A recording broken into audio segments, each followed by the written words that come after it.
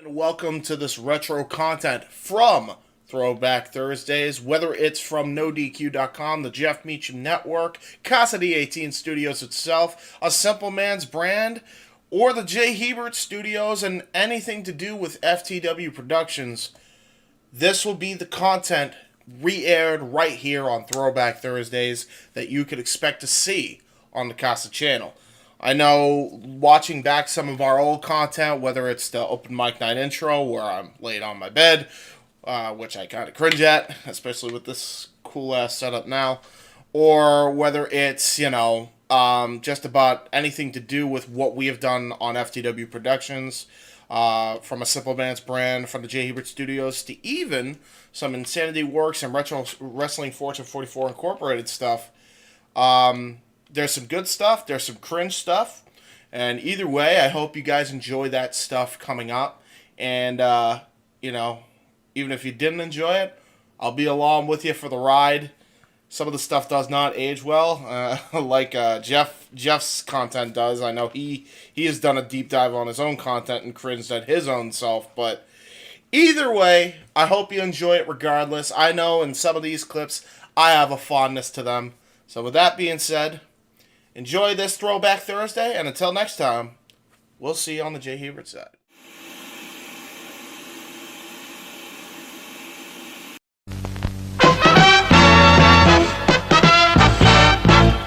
And now, preview time. So let's take a look at what's coming your way.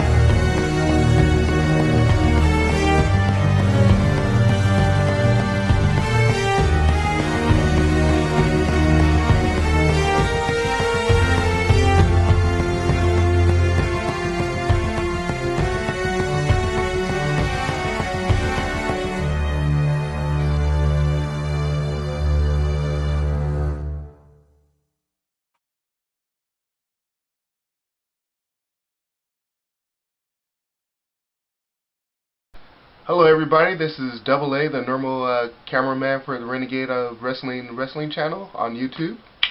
Shouts out to guys over there.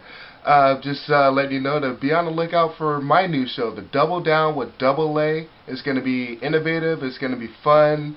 I'm not always going to talk about wrestling, I'm going to talk about sports, current events, or just shit that just really just pisses me off. So be sure to tune in very soon.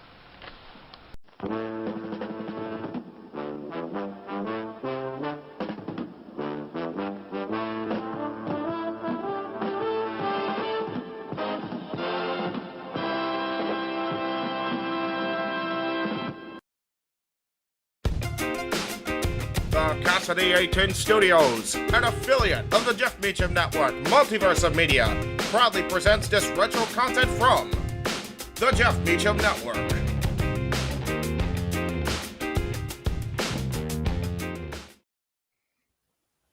JJ, Jeff, you want to kick this thing off? Because I'm still trying to process everything here. Yeah, it's like, who wants to go first? Yeah, who wants to go first? well, Come on in. It's Open Mic Night with your host. You could maybe say there's really 4 topics, but it's split into 6. The Renegade, JJ Williams. The Sammy and Eddie Kingston thing, which one's the better smelling turd? And his panel of co-hosts. I am the founder. We'll call me that for today since we're going with the Jeff Jarrett love theme here this week, according to JJ. The West Coast Professor, Jeff Meacham. Karma is karma. That's professional wrestling! Damn it! The Simple Man, Noah Foster. It's showtime! Yeah! How you doing, JJ? How you doing, Jeff? James. Yeah. And the He-Man, James Hebert.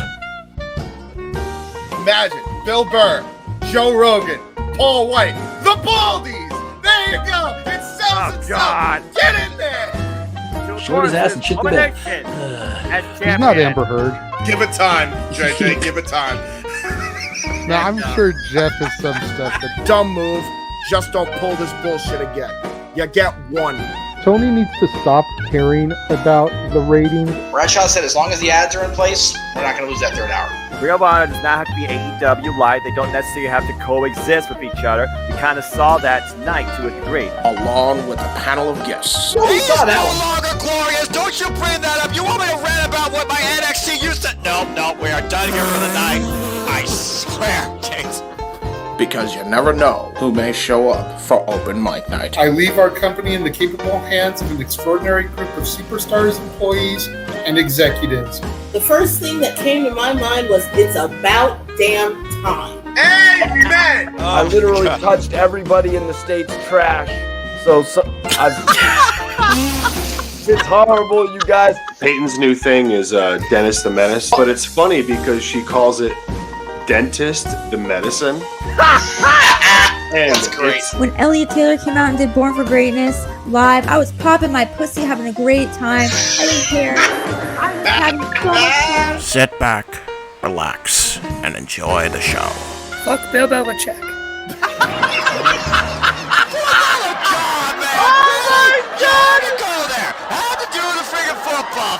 We ended on wrestling, and then you bring in that shit. That's just how the fan goes off the damn rails. Brilliant, bloody brilliant.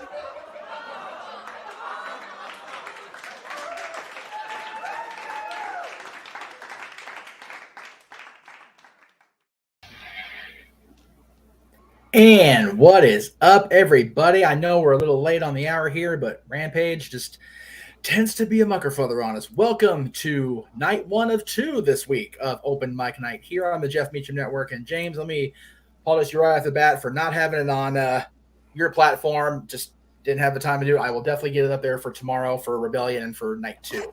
Cool. Thank you all for joining us at home. Thank you all for joining us here in the studio. No, I'm not actually at Disneyland. You can tell by the way I'm glitching. I'm not actually on site. I will be in a couple months. But anyway, joining us as they do for Open Mic Night each and every time we do this crazy shenanigans, we have the Simple Man himself, Noah Foster, everybody's favorite foul-mouthed individual that occupies our network, James Hebert. Hello. Lower third, or lower left, I should say, the Renegade J.D. Williams. And joining us right away for the first time, Stat Boy right off the top of the bat. So let's get into it, guys. First of all, I want to, if you have your, since we're at Open Mic Night, it's Friday night, nobody ain't got no kids around, nobody ain't got no obligations. I want to raise a glass and toast a few important people in my life, I should say. First of all, everybody's favorite, still on property, Disney cast member. Happy birthday to our dear friend Danielle. Everybody in the circle that knows Dee Dee, we love her, and she is one of the best people in the history of the universe. We love her to pieces. And also, happy 5th anniversary to 2 people that are actually at Disneyland right now, my dear friends Catherine and Josh. So glasses up, kids. Happy anniversary, happy birthday, and we will see all of you, at least I will, within the next 2 months. All right. And a quick congratulations to Killer Cross and Scarlett for getting married up in Alaska. Yes, on a glacier. God bless them, man. Mm-hmm. So that's about the coolest wedding you could ever possibly imagine. Ha! Right? That's a pun. because I enjoy that. We enjoy the puns here on the network. So there you go. Very good. Very good. Yes. Once in a while, I pull something out. That is what she said. We're gonna move on from there. There you go. We both have to say I already know it. Damn it! Jesus Christ. Someone had to. But before anybody asks, before anybody in the chat room super chats or whatever the case may be, there's two things I want to get off right at the top, and I just said get off, and we're gonna keep on rolling. It's gonna be one of those nights, folks. Okay, here we go. So, JJ with the reminder. Thank you very much, JJ. Don't forget, everyone, if you want to introduce your own topic for Open Mic Night, super chat that $5 to the Jeff Meacham Network. We appreciate it. And if you want to appear with us on screen, it's a $10 donation. Again, just because we hit the goal doesn't mean we want to keep on rolling and make the channels even better. So get those super chats in if you want to introduce your own topic. We do have quite a bit to talk about, but at the end of the day, other than the one topic about the phones, which we're going to lay into, James and I in particular. Can't wait for Noah, that. Right? It's going to be one of those things because I've dealt with those till very recently, and I hate those things with a passion. So, but at the end of the day, other than that topic, we all know everybody wants to hear it. It's almost become like it's become cliche. But Noah, what at the end of the day brings us all to this table, to this forum? Oh, that's its simple answer, Jeff. That's professional wrestling! Damn it! Indeed. There we go. And I just spilled alcohol. My alcohol abuse already off the top of the head. Oh, no! That's a perfectly good waste of alcohol. What are you doing? Flag That's on the really play. good alcohol. I'm actually pouring on myself, 5-yard too. penalty. So that's bad. Second down. That's it. Penalty on the play. There we go. All right. So I'm going to completely throw Snapboy under the bus here because he's actually with us at the top of the show for once. I'm going to totally single him out first since he's here. Why? You don't know. He is wearing that hideous orange Ducks shirt. That's enough of a reason right there. No. Just because our shirts are neighbors and proxy doesn't mean you got to wear that crap on my channel, Michael. Come on. I mean, really. I am so glad I don't know sports. I agree with. Would you like me to go? Now, take a shot. That's it. I agree. For everything that's some sort of party faux pas or foul, you take a shot. And since I already got my shot loaded, I spilled on myself, so I'm going to recuperate by drinking again. Oh, Lord. Step boy, it's okay. I'm wearing a Tommy Dreamer shirt. You're good. Tommy Dreamer other than the last 6 months of TV programming on Dark Side of the Ring. Other than that, Tommy's cool. Exactly. That's why. Tommy's good people around. He's good people. Yeah, but people don't like to get over recent events. That's fine. Go ahead. No, that's okay. Poor Stat Boy. You introduced him. He can't even get to talk yet. Mikey knows better than that by now. Story of my life. It's all good. Yeah. Story of my life. Yes, true. Welcome to the chaos, Stat Boy. We're glad you're here. Well, if you remember, I was on the show last week too with briefly, yes, with everybody. So this is for the first hour anyway. But seeing as I don't have to go to work tomorrow and it's 11 o'clock on a Friday night and I'm not doing anything, hey, why not? Yeah, exactly. That's right. How we do it. He's here to party. So before we get into too deep again, get the super chats in there. But I want to tell you right now, at the top of the next hour, and as we get hour number 2 to get my Tony Schiavone voice going here, and hour number 2, we are going to start hour number 2 with that official announcement from the Renegade himself, J.J. Williams, regarding the futures of the Casa D18 Studios and all properties contained therein. So stand by for that. But I want to start with something that's been on my mind for quite a bit here, and I talked briefly about it Tuesday night on Talk Wrestling, but I'll go ahead and get each and everybody's opinion before I wrap up at my end here. With all the talk about how much is too much with televised wrestling, at the end of the day, what I want to ask everybody in the room here and everybody watching at home or wherever you may be watching, if you're watching in a bar, please get everybody involved. God bless you for that, and we appreciate that. Shots on me. Yeah, right. Yeah, exactly. Is pro wrestling in this country, the United States of America, back on the rise? And yes, New Japan logo is there, but you know what? They're running the show with AEW here in June, so kiss my ass. I don't think they're an Americanized wrestling company too. You're damn right. Yeah. So I will start with the man who is our resident expert on basically every brand you see on screen. I'll start with Mr. Foster. Noah, is pro wrestling in this country back on the rise after what we can all agree on has been quite a down period the last I'll say since the network era began for WWE. It's been kind of on a decline in this country. Are we seeing a return to maybe not the glory days, but definitely a rise back to where we can all enjoy something about the business right now? I would say absolutely. Not only do you have an alternative as big as your one only major player, to a degree in a different light when you consider how much they've brought forward in the wrestling industry, bringing out what we missed as professional wrestling fans, what AEW has allowed to basically rise out of lost passion, renewed spirit in the world of professional wrestling has been beautiful. And then I think about everybody else that's been involved in this whole term of Forbidden Door, where not one company has basically created, not one person owns it, but it's everybody in the industry coming together to make this so much better for the fans and for themselves. Collaboration versus competition, while both still come into play at the end of the day. I think about the NWA, Impact Wrestling, AEW, NJPW, America brand. I think about GCW. I think about rising independent promotions, stuff that just started, like Capital Championship Wrestling, an all-women's wrestling promotion where my girl from Painesville, Ohio, Kylie King, she is their inaugural champ, and also Kayla Spots, the inaugural network champ. Great promotion. If you haven't seen it, go watch on Time Match Network. With the amount of possibilities and options that are available to anybody that just wants to find something and some way to connect to what may be unknown to you, but known to maybe people around you, where you might feel like the odd one out versus the actual fan. I don't think there's ever been a better time to be a professional wrestling fan, or a better time to look at something in this industry. I think it's definitely back on the rise, and it's darn good to see. Gotta love that. Did you even take a breath during that entire sentence? Welcome to the life of Noah Foster. Where that's what I love about Noah, is that he just goes on this tangent, and you can just sense the passion in his voice. Truth. Yes. I'm just simple, man, a lifelong fan of professional wrestling. Damn it! But that's why he is the Jim Ross of this channel. God damn it! Wait, does that make me Jerry the King? Oh no. Yep. No comment. I mean, I do like me some Tony Storm, so I guess all right, yeah. Like just Tony Storm, and we all enjoy the puppies. Yes, it's true. But you know what? Honestly, Lawler's just overshooting way too much on the freaking heel stuff Mondays. Like Corey, I know she's cute, but goddamn it, get off the honeymoon and come home, please. Oh my God. Anyway, so I'm gonna come to Mikey next, because Mikey, unfortunately for Mikey, is very much a non-viewer of the majority of what I flash on the screen there, except for WWE. So I'm going to ask you, Mikey, if somebody doesn't actively watch the other wrestling shows, what's your stance on this?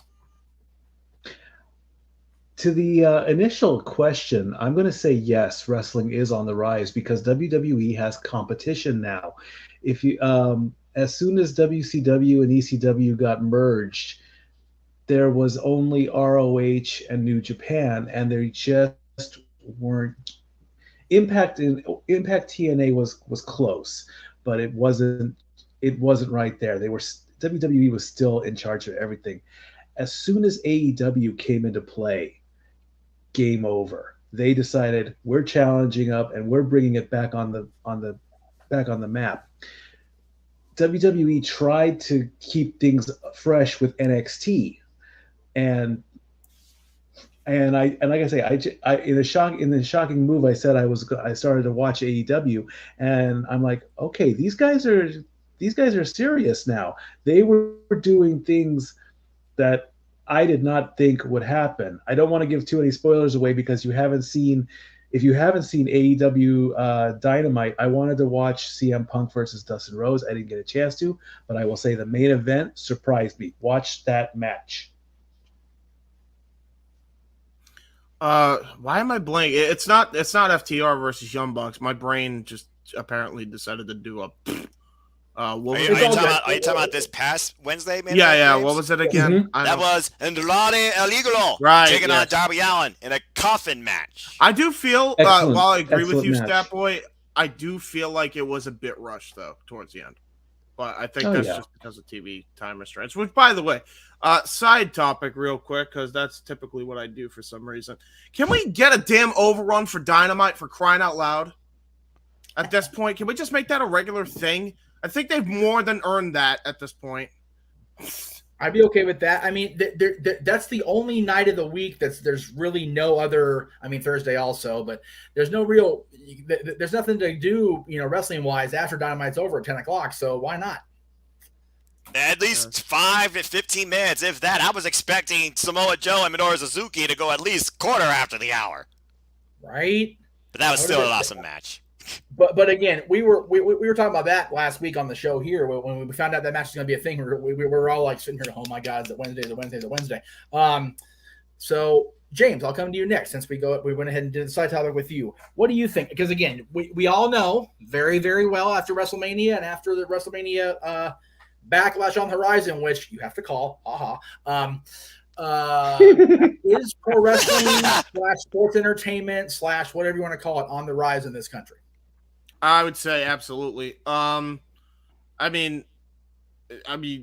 could also give you the complete, the complete cynical answer. It's like, nah, fold up shop. It's not on the rise, man. It's so shitty. Nah, it's great right now, man. I mean, you got so many options. It's really impossible to not be a fan of something in this industry. Yes. There's so much good stuff out there. Like NWA is doing probably the best it's done in their power run, I think, up to date to this point. Yep. You have Impact doing great stuff. You have Ring of Honor now on the rise thanks to Tony Khan. New Japan and AEW are doing a crossover, which hopefully, cross fingers, is headlined by Okada and Punk. Hopefully. And you have just even what was the other promotion? I don't know why I'm blanking on it, but I mean, there's other promotions like what was it? Go ahead, Jeff. Well, I was as far as the ones I put up on the graphic, you're good. But yeah, you also have GCW. MLW doesn't get talked about enough because I don't watch it. That's my fault. But MLW is really underrated. MLW is underrated, actually. It's more underrated, I think, than the NWA right now. Yeah, it really is. It really is. Yeah, it really is. And you also have Deadlock Pro Wrestling, which started up not even that long ago, which is doing their highest grossing event that they've had to date. And they've only been around 3 to 4 months or something like that. If that. Insanity. Yeah. And just insert name here, insert streaming service, insert potential opportunity for somebody to make a name for themselves to be discovered here. Rose Wrestling Academy on YouTube, Mission Pro Wrestling, Capital Championship Wrestling, Capital Championship Wrestling Florida. Stardom. Well, that's more international. But the bottom line is this: there's been never more variety, it seems, in this world of professional wrestling, especially here in the States. Yeah, 100%. Now, hopefully, UK can make a bounce back as well, because Lord knows those people need it. Yeah, JJ, you and Mikey and I are the old fogies in the room, and we've been fans the longest of the three. I think Mikey goes back, if not as far as me, then damn near close. But you, again, being the Attitude Era baby fan, if you will, and moving on. And again, we talk about it. You're just now starting to dip your toes back into that water after being gone for almost long as CM Punk was gone from the business, as far as being a fan. Yeah. So you watching this now, you're DVRing AEW on the regular, you're DVRing Impact now that you all found access on Spectrum. With Spectrum, again, anything above the triple digit channel numbers would be super access. Thanks. Appreciate that, Spectrum. Wait. Where do you stand on this topic, my friend? Well, I want to touch on one thing you said when you gave your opening statement. You said that wrestling has kind of been dead since the birth of the network era. Mm-hmm. I feel it's been dead longer than that. It goes back to the demise of WCW and ECW. Okay. Mm-hmm. You figure WCW and ECW were put out of business by Vince, and then you had NWA, TNA, and ROH.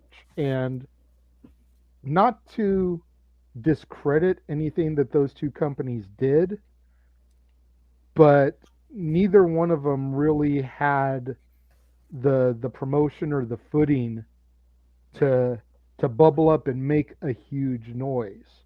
Right. ROH was never available, worldwide.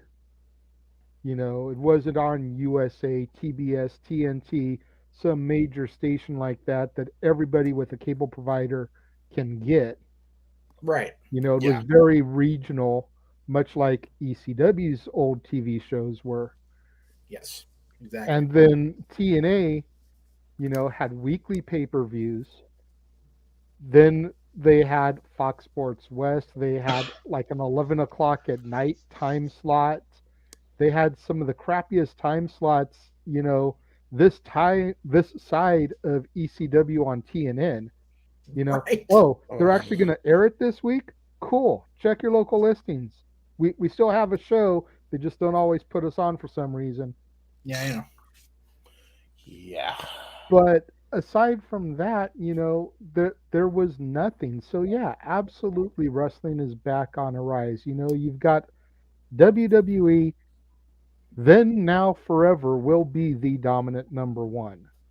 At least for the next few years or though. I'm not saying Tony Khan can't make a serious run and overtake them like Bischoff did for 83 weeks, but it's going to take something monumental, and Tony doesn't have all the pieces in the puzzle just yet. You know, he needs that Hogan heel turn. He needs that NWO to spark the fire and get people talking. For me, just to add, just to comment on your comment real quick on them, Tony Khan could potentially overtake Vince. I don't think he should ever concern himself with that ever. I'm sorry. Same. I don't agree with it. Tony needs to stop caring about the ratings and trying to fight Vince, and he needs to worry about putting the best product he has. Well, that's the thing. I think he has done that. I don't think he's tried to do anything for ratings. I think he's done it because he's a genuine fan. And you don't feel like he's tried to do anything for ratings. Let me ask you this. I mean, okay. Let me ask you this. As a consequence, yes. That's the only reason I disagree. But go ahead. Go ahead, Jay. Why was Suzuki versus Joe on Rampage, the 1 hour slot, with Suzuki losing the title in his first defense, if Tony wasn't trying to pop some ratings? Giving the belt to the ROH loyalist faithful Hall of Famer Samoa Joe. Let's Why be was honest. that not a Double or Nothing? Why was that not at Battle of the Belts? Why was that not on a bigger stage where they really could have built something up? Had that match go to a schmoz and get a rematch at a pay-per-view, where people are going to be like, okay, this is what happened, and the match got thrown out to a disqualification, time limit draw, whatever. So now people are itching to see the rematch. It comes down to this, I feel like. No matter what you look at in this industry, when it comes to whoever is ahead of insert company here, insert enterprise here, this is a business, and it's a results-driven business at the end of the day. I am conscious that no matter where you are in this business, you are out to prove a point, you are out to make a statement. But for us, just as fans, it comes down to what connects us, what drives us, what wants us to keep us watching, what keeps us going back to this. There's a reason why I'm more excited for AEW every week than WWE. Just saying. So, yeah, I do feel like at the end of the day, everybody's out there for the draw, but it shouldn't be the only aspect that drives a booker forward. And I think as far as what James is saying with Tony Khan, I don't think necessarily it's just ratings that drives this man's booking and creativity versus Vince, where at the end of the day, the number one thing that drives him is branding. I would rather that be a factor than it be the driving force for the entire promotion. That I think that's the key there. I think a lot of, because here's the thing. A lot of people think that, well, if you're not going for the ratings, what are you doing? Keep in mind, when wrestling was at its hottest, it wasn't always to do with, okay, well, let's see what the minute-by-minute ratings are. You know, that wasn't a thing until the Attitude Era. That wasn't a thing until that era of wrestling started happening. The whole Crash Course TV thing, everybody trying to outdo each other in the Monday Night War. That's when that started happening. We don't have that going on anymore. We don't need to concern ourselves with that. We didn't need to when Vince tried to do it with NXT freaking T. No one wanted it, It's a different freaking time now. But the problem is, James, it manifested because of the internet. If more so, ratings is more a publicized war by the friggin' internet wrestling community. Yeah, don't get me started on that one. And that's why I don't give a damn about you on your ratings talk. You talk that shit, I'm blocking you. Go ahead. Exactly. Yeah. A lot of the ratings talk is by Northern California Reporter Redacted. He and you know what? People buy his shit and read his newsletter. So good on him for getting people to buy into the Gaga. I will say this in the chat room before I go into my spiel on this. So we have major. Let's see where we got here. Major. That would be Martin. Just call him Martin for easy sake. That's my guy. I believe wrestling is back on the rise now that COVID is done destroying everything, which is very much in the Noah Foster voice. Professional wrestling destroying everything. Damn it! I think WWE is. Damn it! That's right. Okay, wait. I don't have a shot ready. You can't say damn it. I have a shot ready. No, already fell. My bad. Anyway, WWE is doing, I think AEW is doing better. Everything kind of died in the wrestling world when COVID. And he makes a great point about the pandemic, and I'll get to that in just a second here. Definitely. So Adam's been commenting along the way here. He says New Japan's going to save the world, supposedly, which, again, we've all heard many times over the years. He also says most fans have no clue who any of these Japanese wrestlers are as far as the mainstream American community. And to his credit, he's right as far as the mainstream, what we call on NoDQ, the casual fan. So from that perspective, it's like watching a made man wrestling the jobber. And again, if you've watched WWE the last 10 years, you know who Samoa Joe is. A lot of people know who Suzuki is, and that's the same, but it is what it is. Then he also says, I'm pretty knowledgeable and above average casual, and I have no clue who these people are. The only New Japan match I've seen in the past 5 years was Jericho versus Omega.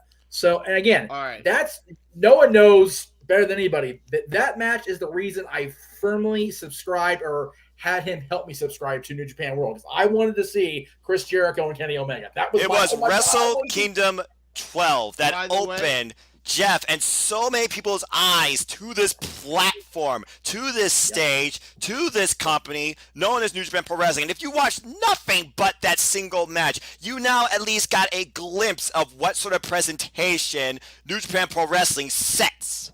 And may I also add that that same match was on the same card that from top to bottom was the best card ever done since WrestleMania 17.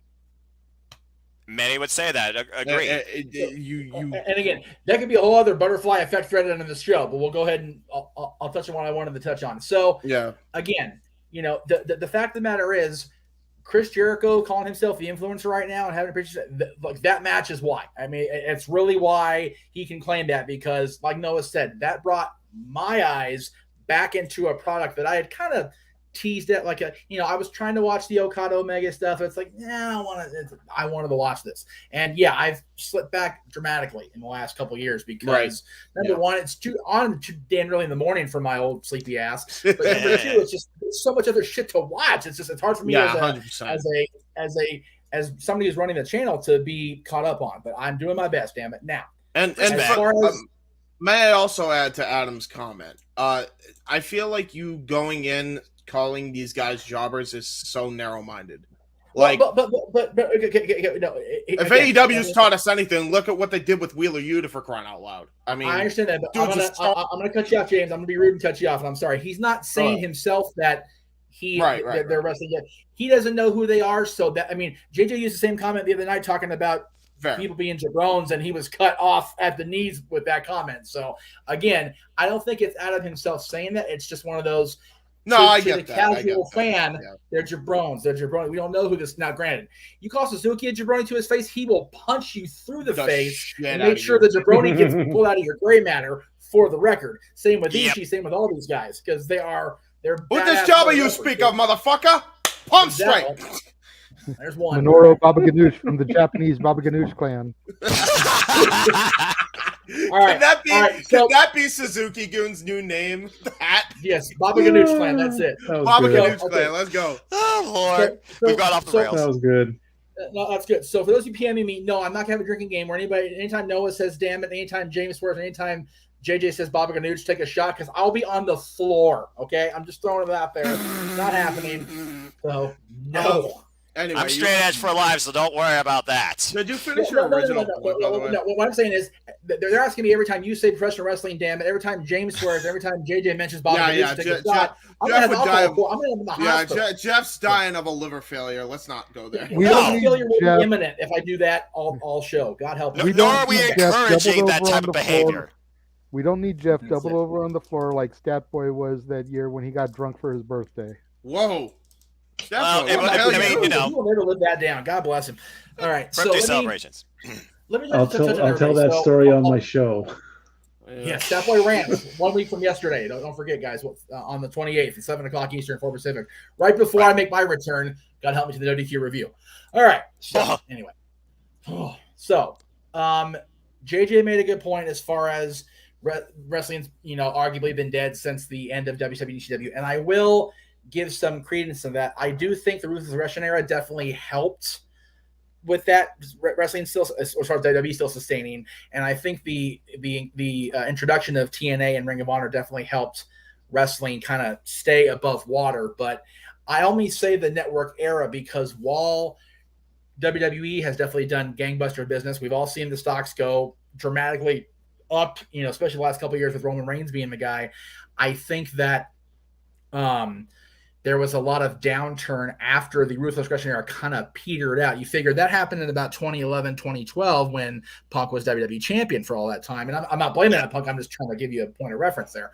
I think that version of WWE being what it was, TNA and Impact being so Hogan heavy and so Immortal versus everybody else heavy that people were just like, they're just WWE diet, basically.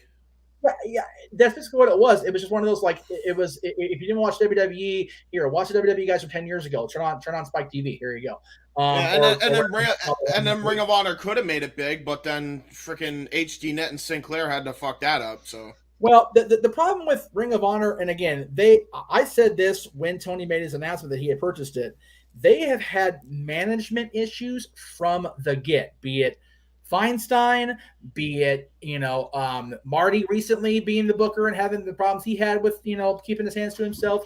ROH has never had a secure guy either in charge of the book or in charge of the books that has been pretty much, even people keep himself clean. I'm going to mute whoever's doing that. There we go. Thank you very much.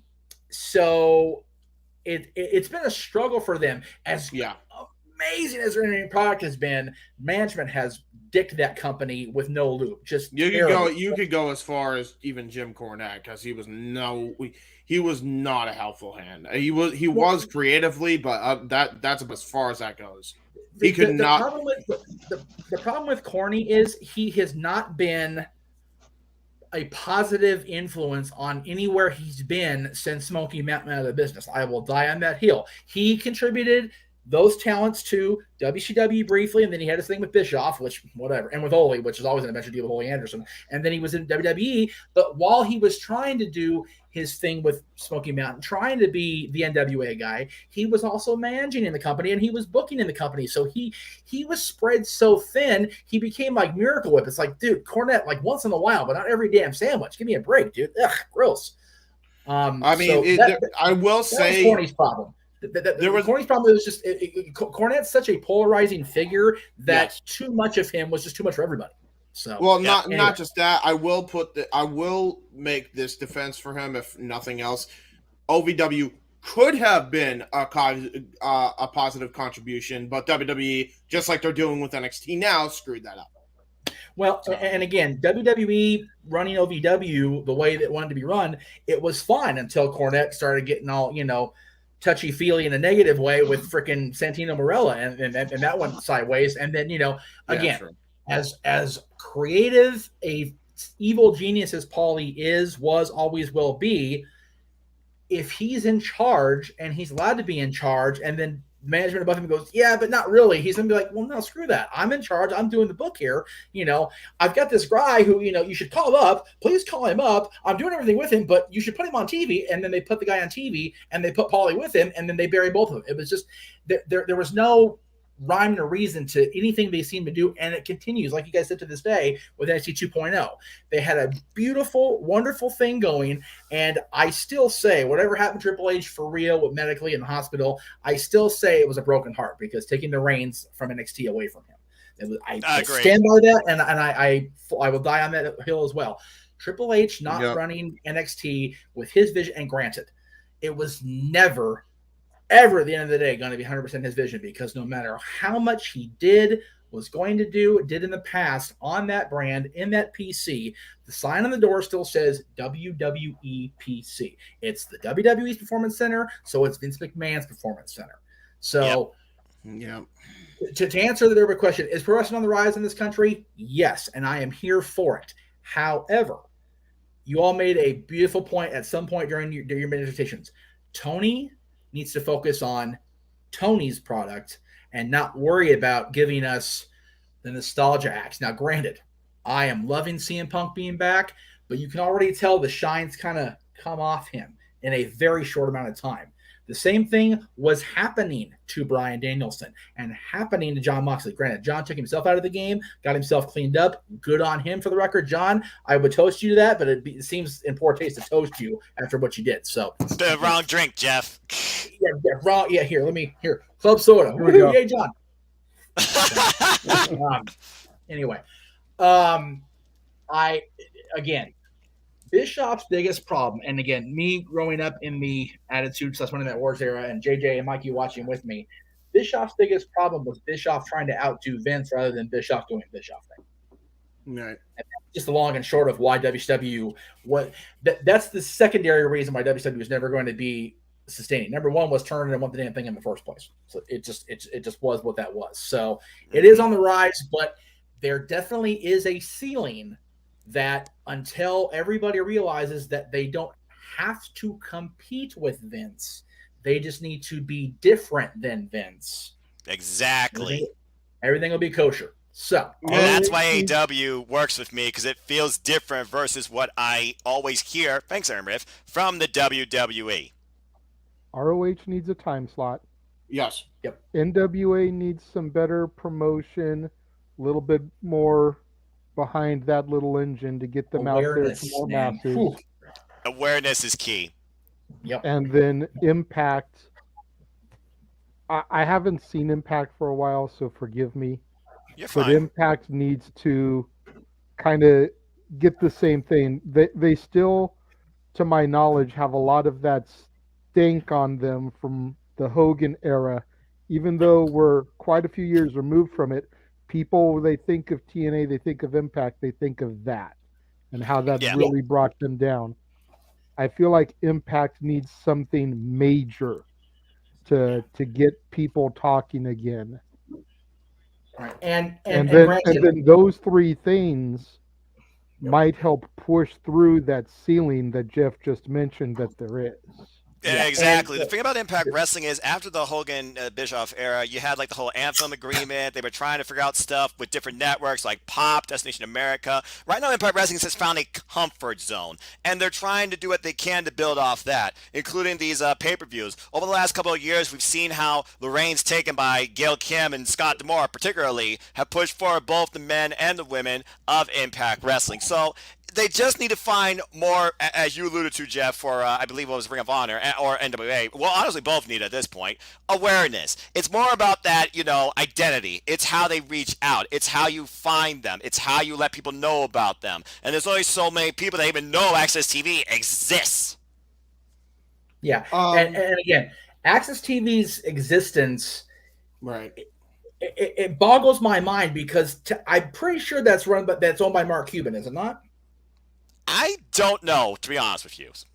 Okay, because if it is, Mark Cuban's one of the richest dudes in the world, definitely in the country. How is his channel not getting more of a rub than that? And even if it's not him, I know it was somebody prominent at one point that owned that station. So, god damn, why is it not a thing? It's obvious. It's obvious. Cuban is the founder. Yes. Yeah. That's obviously not his main priority. Yeah, well, you know what? Well, the thing is, what is? Because Dallas Mavericks are just now starting to get their shit together. But that's a whole other show for another topic. I don't know anything about that. It's hilarious because Jacksonville Jaguars have sucked for years, but Tony Khan can run a wrestling company. Just saying. Well, that's because Tony's running wrestling while his father's running the football team. That's that's true. About saying, yeah. So, a couple more comments from Adam, and then we'll move on to the next topic here. I actually had a question because the CM Punk comment you mentioned. When did this whole thing happen? When does the narrative come that Punk's steam is wearing off? Because like I've been making the argument that you need to make him champion so he could drop the belt to MJF. Like he's got to be the first transitional champion in the company, actually. And I agree with that statement, but if you look at what he's done since the feud with Max, and again, it's not too far behind us at this point, he really hasn't been featured prominently because they're still focusing on the war between Hangman Page and Adam Cole, baby. So it's one of those, if they get through that feud, I say if they don't end that feud to Double or Nothing, I don't know what they're going to do, but I think the next feud after Vegas needs to be Punk chasing, Punk gaining, and then Punk dropping MJF, like you said, James. So. I think they've already started that. They already had the stare down between the two. So I think they're already on that road. Here's the thing, and I think this is what a lot of people seem to forget in all of this, when they criticize that Punk is not being utilized. Punk wanted to face every single person that he is in a match with.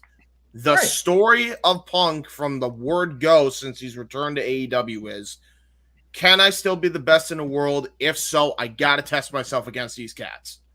That's exactly the story that's being told. The story now is in the crossroads of the young champion that went through hella high water to be champion versus the old timer who fought everybody that has been the best in the world in AEW to get to this point. That is the story. It is a really old school way of doing this.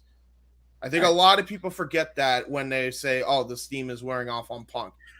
Well, and again, I will concede that point. It just felt like for me they were pushing him into the background. But you make a great point. He's doing that. He wants that by design. That way, the shine isn't taken off the World Championship, the TNT Championship, the people that need to be focused on. That way, when he does get his shine back, if you will, and challenge and win the championship, it'll be, oh, cool, our guy that we've missed for so long is back, and then Max just comes along and fucks us all. So, which is the way you need to book Max. So yeah, exactly. I mean, that's the thing. Punk is the perfect transitional champion right now, and you got it. It's gonna happen. It is, and Tony doesn't do it often. So this is one of those instances where, because it doesn't happen so often, it's gonna have a lot more of an impact when Max gets that belt, and he should get. In other words, long-term storytelling. Exactly. I mean, keep in mind. Exactly. Keep in mind, we still haven't gotten that rubber match. Keep in mind that even though it was no DQ, Max got a dubious win by Wardlow. Punk also got a dubious win because of Wardlow. Yep. So there has never been that clean finish. There hasn't been yet. So they're going to build. And as much of a piece of shit heel that Max is, I think defeating Punk in as clean a way as a chicken shit heel like Max can do for the World Championship, if Max isn't already over like he is, it'll put him to the moon, as another champion would say. All right. And it should happen, man. And yeah. Anyway, go back to the guys. Remember is that Punk doesn't need to be champion. No, he doesn't. You know, it would be great for him to have it, but he's very much in that part of his career like Edge. You know, everybody is clamoring for Edge to get the belt with the stable he's got, but Edge doesn't need it. Punk is there to make stars. And even though he's beating them, he's making them in the process because they were able to hang with CM Punk. And while I agree with your point, here's another thing though with that. And JJ. I'd have MJF take the strap off him in Chicago. Right. Okay. So we're on the same page. There you go. All right. Ooh, never mind. yeah, I was gonna say, absolutely though, because Tony does not have people losing their hometown often. So like again, another trope that doesn't happen often in AEW. So it would. So MJF by the way, is James, already an amazing heel. Yep. It would just be the perfect way to solidify that heat, get him over even more as a heel, and just start that ball rolling to his championship reign, to have him take the strap Yes. off Punk in Chicago. Yeah, exactly. Which would be the biggest star-making moment that Punk has done in his run in AEW thus far, period. And I will tell you this, inside baseball, if MJF becomes the world champion, there will be drunk Jeff toasting that. That'll be the greatest thing to happen in the history of that company, because I'll be so proud of Max and so happy for him. But again, I can't say too much. Anyway, before we move to the next topic, I want to thank James for the inadvertent promotion. You can get the Here's the Thing Jeff Meacham shirt along with all of our shirts at merch.com. So thank you for that, James, because you said it about 6 times, and I appreciate it. I am so sorry. I didn't even realize. Back to Adam's comment, by the way, because I feel bad. Buy the shirt. Buy the shirt. All the shirts. No. Buy all the shirts. All right. So where are we at here? So are the Ring of Honor belts prominently more featured than the AEW championships? I would say only so now. We lost James, or he's laughing. No, I dropped my change. Continue. Okay. So are they? I would say only right now, because Tony's trying to make people remember how an awesome Ring of Honor is and was. Exactly. And still is. You've got Samoa Joe as your world champion. Right now, Gresham's a little dinged up in the head, and we still don't know what his status is going to be for tomorrow night. We'll find out, I guess, when we get to tomorrow night. And you've got tag champions, and you've got all these champions that are actually actively still kicking ass. Yeah. They need to be featured somewhere until Ring of Honor lands, as you gentlemen said very, very eloquently, on a decent TV platform, because with the sale to Tony Khan also goes with the loss of the Sinclair network, which again didn't stretch across the whole country, granted, but it hit quite a few pockets of the country. The only pocket that really suffered was my ass out here in California. So right. Ring of Honor at all on regular television. So ever. In the 20 years, we never had regular access to Ring of Honor. So the last few years has been Fight TV or bust for us. So it's been difficult. So I think, yes, Adam, they are right now, but only because of the need to reestablish. Oh, by the way, Ring of Honor whoops that ass, and here's why. You've got FTR as their tag team champions. You've got Joe as their television champion, and Gresham as the world champion. I can't think of any 3 better eras of honor to represent the company right now than those guys as the champions they are, because when they do get back on TV, shit, off we go. And the women's division as well as already Wheeler Yuta as the Ring of Honor Pure Champion. Yeah, exactly. I mean, you got 2 champions right now in Mercedes Martinez and Deonna Purrazzo that are going to have an absolute belter of a pro wrestling match for the title, undisputed title. And when you figure that the most recent prominent Ring of Honor champion, women's champion, Roxy, had a hell of a night Tuesday night, making her debut on NXT. The future of that company, while granted a lot of it is now with other companies, people remember, and they're going to want to see what happens next. So I think this is why this is happening. Adam, as far as Impact using the old ring, I could go my entire existence on this plane of existence and the next 3 without ever seeing a damn 6-sided ring again. God help me. I love the 6-sided ring, dude. Me too. 6 sides of steel. Yeah, I understand that it was visually different. I understand that it was but you know what? Exactly. It made it different from the competition. It made it stand I get out. that, and I get that, and again, this is me being way too inside for my own damn good here. But as a ring builder, as somebody who is friends with basically the entire roster of that company that uses a 6-sided ring, no. No, they have to fix that. They actually have. They don't want any part of it. AJ Styles, one of the first things he did when they brought the 4-sided ring back was kiss Hogan on the lips. I feel he's like, yes, thank you, Terry. God, yeah, it was awful. And like I said, I put one of those together back in 2005 when I did a commentary for that company. And granted, the setup was horrible. We're in the middle of a rodeo arena, so it was just a long walk for everything. But carrying that ring, beam, and I mean big ass 3-person steel beam by steel beam. The bounce on it makes 1998's Hell in a Cell ring go, God damn, that's vicious. So I'm just saying, just no.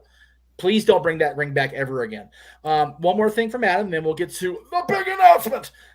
He says, supposedly Hangman will drop the title to Punk, and then Punk loses to Adam Cole. Then Cole faces Kenny. We will see. Again, that's a lot of 6 degrees of Kevin Bacon. I wouldn't mind seeing those matches, but I think I agree with the room here. And Punk has to drop it to Max. Whatever happens after Max is fine. I don't have a problem with any of those guys being champion or in the championship picture, but it has to be Punk and it has to be Max beating Punk. Maxwell Jacob Freeman, MJF, needs to be the first of the 4 pillars to be the AEW World Heavyweight Champion. Sammy Guevara has been holding down the TNT title. Darby Allin has been TNT champion. Dynamite Breaker DMD, she's been the AEW Women's World Champion. The only one that has yet to hold a title besides a diamond ring is MJF. This would be the longest in original long-term storytelling and building a star since these two were involved in the inaugural Casino Battle Royale at Double or Nothing 2019, the very first show underneath the AEW branding. It has to happen the way we prophesized for it to all make sense and come together. They planted the seeds for years, and it really came ahead with what happened with Punk and MJF. This has to be what happens next. As far as Omega and Cole, that's a whole different saga when it comes to Bullet Club, the Elite, and Undisputed. Wait and see how that plays out, but in the meantime, Kenny Omega, he needs to stay away until he's 100%. You gotta remember as well, there is another line of championships that they could fight for if you really wanted them to fight for a title now with Ring of Honor. That is true too. Exactly. There's also the partnership with New Japan. They can easily give the belt back to Kenny now. I don't think that's out of the realm of possibility. So if you want a world title program between those two, that belt actually probably makes a lot more sense than a world title. Right now, the world championship is all about Punk and Max after Punk. That has to be the goal. And Hangman as well, because you know they got to continue that story between Hangman and MJF. Yep. That's how this whole that was the first major feud that started in AEW. Was that feud? Because they were because they were in the Battle Royal and freaking Adam eliminated Max last in the Battle Royal, the first ever Battle Royal of the company. So, you know, there's that too. The only other person I would want to see Punk face off against and drop it to when he gets the belt, and it's just personal desire. I'm sure Jeff will co-sign on me once I say his name, but Bryan Danielson. Oh my gosh! Oh my god! Yeah, the dream. And I only agree with that because as often as we did get it within the Titan umbrella, we have yet to see CM Punk versus Bryan Danielson in the last 10 years. So yes, please. Yes. I would actually argue that you could do that match. I would actually do that on a TV special more so than probably on a pay-per-view. I'd be okay with Punk in the title and dropping it to Max still, but facing Bryan on a TV first. Yeah, like a TV special. Think about it. Offer at Stadium, he took on Omega. Winter is coming. He took on Heyman and Adam Page. Bryan Danielson is your special TV guy and YouTube guy for that matter. He can 100%. Do it all with anybody. Yeah, that's for true. And just of Bryan with Regal versus CM Punk, as much as Punk loves William Regal, yes, please. 100%. All right. Without any further ado, I'm going to turn the mics over, and I'm going to be so much of a dick as to mute everybody else's mics just so he can get his shit in here. I'm going to do that just because I can, because I'm the boss, damn it. It's my network. JJ, you have something you want to divulge to the world regarding the future of everything and anything Casa D18. So, my friend, let me get you single screened here. It's going to be Noah for a second. Just bear with me because I'm working on technology still. There we go. Come on, move. Maybe. No, we're going to be like that. Come on. There it goes. JJ, my friend, the floor is yours. Well, ladies and gentlemen, you know, a lot of time has passed since I last did a review show, a Renegade review show.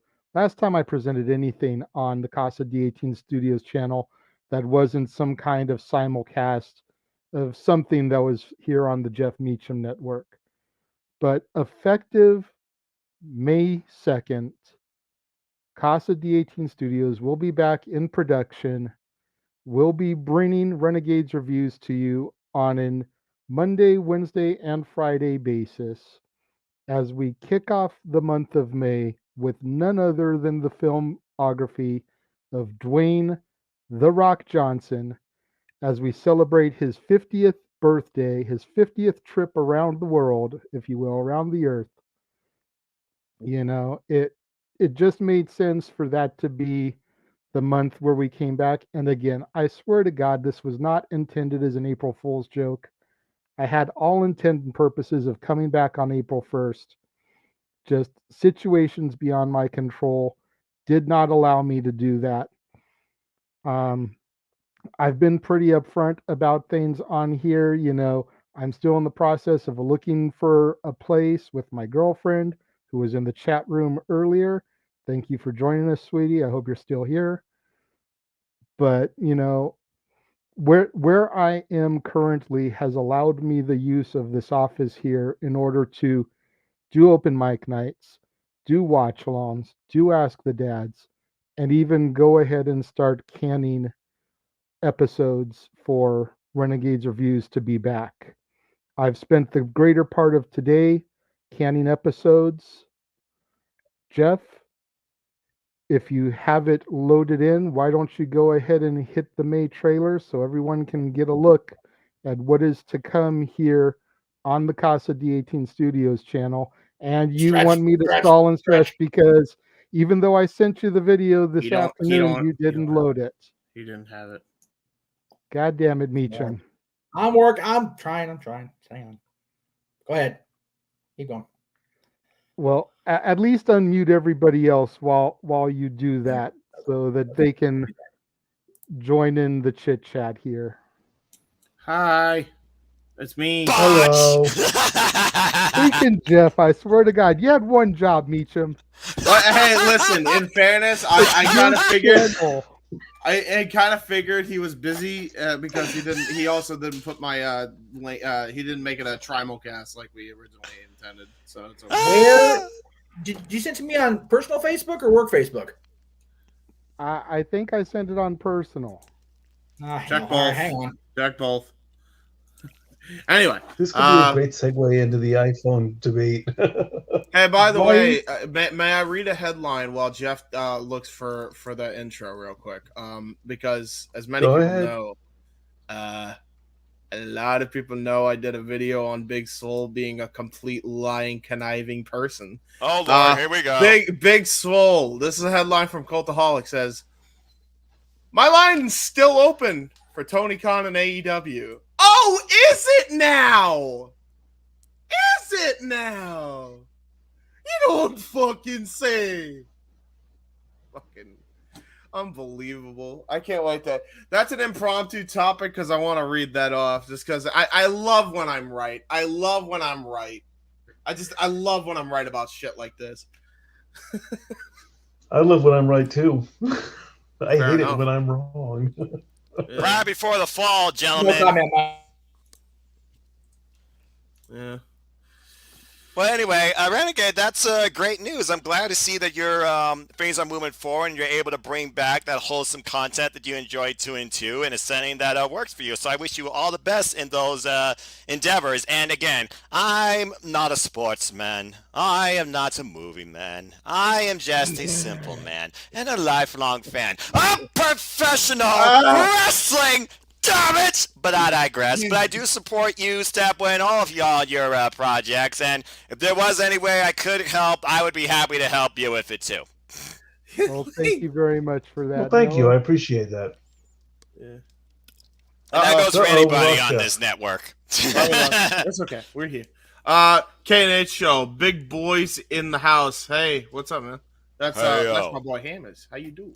But yeah. I guess we're just chilling, right? What's the next topic? I'll help Jeff out while he's trying to... Well, I mean, we can just shoot the breeze on anything right now. You can talk about... Oh, here we go. Oh, perfect. Thanks, Jeff. Yeah, it's the phone. Oh, it's great. I love you for that one, Jeff. Okay, so, hold on. I want everybody to see this. This is the sights of a broken old iPhone that no longer is in functional use. At least for right now, because somehow it is not broken, but one piece came off of this piece, and now I have a broken phone because this thing was not fully connected because this phone's a piece of dog shit. And the guy who tried to attempt to fix it was also a piece of dog shit, and thus I now have a new phone, and it's an iPhone 8, and it was honestly a blessing in disguise because Jeff knows more than anything, iPhone 6S or any version of the iPhone 6 is the absolute shits of an iPhone. If you have never used this before in your life, you owe it to yourselves to avoid this thing at all costs for your own mental sanity going forward. I swear to God, this is one of the worst products you could ever get from anything Apple ever. I already have an iPhone 8, which is also an older phone. This thing runs like a dream compared to what the iPhone 6S ran like, which, by the way, wasn't very good to begin with. Don't ever buy this phone. If you are a content creator, that is a phone you avoid like the plague. Like it's COVID. You avoid it. You avoid it. You don't get it. You see that thing, you run away in fear. You see that thing, that's a Michael Jackson of phone use, okay? You run away. You run away. That thing is the worst. Well, stay tuned for James Hebert and his next article on Tech Radar, cursing iPhone 6s and where they stand. I don't even know what to say. Sorry about that, Stat Boy. I stole your gimmick for a second. Hey, I love a good rant. I know that. I mean, when it comes to ranting, that's what I know, man. That's your gimmick. Hey, if you want to be the next Stat Boy, be my guest. I will gladly pass the torch. Boy Rants. Well, as somebody who deals with technology for a living, I have an iPhone 7 Plus, and I'll just leave it at that. You do you. Hey, is it good? Does it help you? I mean, I use it for email because I don't believe in everything else people use iPhones well, for. hold on. Does it at least operate functionally? Like for text messages and for email, right? Yeah, of course. Yeah. Not the iPhone 6! All right. Jeff knows I'm right. Okay. All right. Before I offer my thoughts on the iPhone 6, because I do have them. Goodness gracious me. JJ, now that I've completely botched your entire announcement by messing everything up, I do have the video ready now. Well, ladies and gentlemen, boys and girls, well, if you're watching as a children and it's past midnight for most of you people in the country, go to bed, you little shit. However, for those of you still with us, thank you. Here's what's to come. You're getting May 2nd on the Renegades Reviews. My brother, I've been thinking about something. We've talked about this. Let's give the people more. Oh, they're gonna f it up.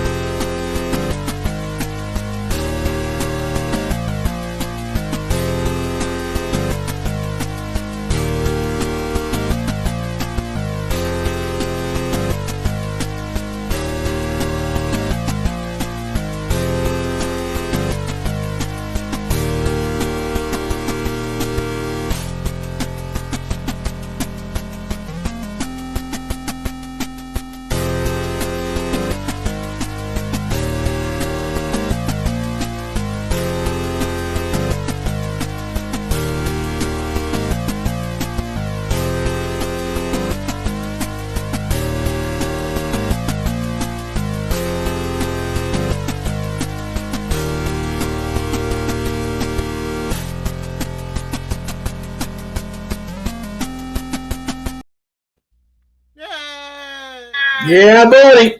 There you go. Shout out to the retro video game version of that 8-bit. I love that. It's the only thing I could use so we didn't get pinged for copyright. 8-bit is our copyright friend. I tell you what. Oh, Lordy. All right. 8-bit gaming rules, even in this generation with y'all stupid FPS first shooting major online role-playing nonsense. Never mind, I'm not trying to go into a rant. And I'm not going to say where I got the dialogue in the beginning because I don't want to, like, the companies to be sniffing around and figure it out, but if you know, you know. That's right. There you go. So, but before I go into the reply to James's rant, because like Cece said, that was effing hilarious, James. Bravo. Very good. God. Lordy. Okay, so I will have tomorrow night on what the hell are we doing? Oh, Mike Night Part 2. Wow, the cake. It's only 2 deep. It's gonna be a long weekend, folks. Okay, anyway. Oh boy. How about tomorrow night after Rebellion, I will have a complete list for you guys of where you can watch those movies, because we all know we be broke ass foes in this group. So if you don't have to pay for a full subscription price, we will find a way for you to watch those movies. All right. Now, the iPhone 6. I mean, goodness gracious. So I will also lump in the iPhone SE to that, because that's between the 6 and 7, but they were just as much a pain in the ass as anything else. I'll put it like this, and I will just leave it very, very simply for everybody. The iPhone 6 was such a piece of shit that when we finally got my kiddo his first smartphone upon leaving the world of primary / elementary / grammar school and venturing into middle school, we got him an iPhone 6, which I had advised against personally, because I knew how bad just the sheer battery power of those muckerfuthers were in the first place. Mm-hmm. Good grief. Just awful. And again, I was against it, but it was what it was. We hated those phones so much that when he lost that phone, I was like, yeah, okay, whatever. Yeah. They are just such a piece of garbage. I was so glad when because originally we got him a used 6 and we lost it. We then passed on my iPhone SE that I had to him when I got my iPhone XR, I think is which would be the 10. You know, they had to make it fancy because it was a 10, so they had to use the Roman numeral because they're like wrestling. Everything's fancier with Roman numeral. Whatever. And I, again, didn't bat an eye when he lost that one, because then I gave him my XR. I actually have the 12 Pro now, and I love this damn phone to pieces. I really do. It's been such a godsend to me running this channel, running everything that we're doing. So I'm very much appreciative of the 12. Actually, anything past the XR I found to be very useful on the Apple side of things. Again, I don't use any other Apple products but the phone. I've not gone into the world of, the air tags for finding stuff, because I lose shit all the time. Not in the iPads, any of those things. I didn't have an iPod when they were still hot. It's like I didn't have those. I was never an Apple guy. I was fine with my Android, but man, I got the iPhone SE and I liked it, but I'm very happy with my Apple phone. And if you are out there in the world like K&H show and you have an iPhone 6, I'm very happy for you that you're happy with your phone. But if you are out there in the world and you have an iPhone 6 and you don't like your iPhone 6, please implore your parents, your guardian, your significant other to go to Apple Store and make it okay. Yeah, they're horrible. And Mikey, hang on, James. Sapo, go ahead. Okay. Sapo, you had your hand up. Go ahead, brother. I'm just going to piggyback on you and say, the same thing with the iPhone, iPad, all that stuff, iPod, everything, Apple. I barely even liked Apple computers back in the day, so that's why I go towards Androids, Samsungs. They're just an easier phone for me, because one thing with the iPhone that I hate is, it's got that center button that's your home button, and you don't have like a back button or anything. Now I will give iPhone some credit there. Camera capabilities are amazing, and Samsungs are trying to copy that. So I would like to maybe take pictures with an iPhone. But as far as the actual phone quality or what they can do, I could care less. I'm sick and tired of hearing about, I've got, and then everybody rushes out to get the next one. I mean, what number iPhone are they on? I agree with that. Yeah. I currently have this is the Samsung Galaxy A23. I know it's not it's not the coolest phone in the world. I've got 3 cameras on it. I love it to death. It gets me where I need to go. I text, I Facebook, I do have a few games on here. I love this thing. This is before I had the Samsung J Star whatever, and that was the most inexpensive Samsung I could get my hands on, because I wanted to be cheap. I wanted to be frugal. This one I splurged a little bit. Of course, the Galaxy whatever that are out there, I like to take it down a little bit. I don't have to rush out to spend $900,000 on a phone. So there you go on that. Right. That's fair. I will When say. When did I just walk into an IT meeting for? Let me just put this in perspective. yo, I'm gonna pull up Max Casser for a second. Listen. Damn it, I lost my rhyme. No. The iPhone 6 is a piece of crap, and James was fixing to tell you why it's whack. Yeah, you're right. Yeah, you're right. What Jeff is saying, don't get that brick. Don't ever fall back on the 6. There you go. No. Don't ever fall back on the 6. The Acclaimed has not arrived. James, don't quit your day job. Yeah. Hey, listen, I did a rap. Shut up. I just can't freestyle. Yeah, clearly. I cannot freestyle for the life of me. So all I'm gonna say is, as long as your phone does basic capabilities that you need to actually proceed in your life, iPhone 6 did. Do you? Just putting that out there. In my case, I do, because having the 12 Pro with the extra storage space has helped run this channel. No, I agree with that. Extra storage space is great. Extra storage space is great. And even the SE, when I had it for as long as I had it, the thing is, I could have never started back on YouTube without anything past the XR, because having the 6 when I did that would have been awful. Just awful. Oh my God. Yeah, don't even get me started. So let me say, and again, JJ's reminding us, so I'll go ahead and throw it in the chat one more time. Again, if you guys want to introduce your own topic, please feel free to donate that $5 to the super chat pool, because I don't need alcohol money, but I will take it. And if you want to be on the screen with this, you can also have donate $10, half $10, whatever you want to do. So anyway, yeah. And then Jeff Meacham will just drink alcohol for free because you're on our show. So and for a $25 donation, if you want to come on screen and talk, by all means, I'll go ahead and just keep drinking and mute my damn self, whatever works. And for a $25 donation, Jeff will embarrass everybody on the panel and do karaoke to Real American.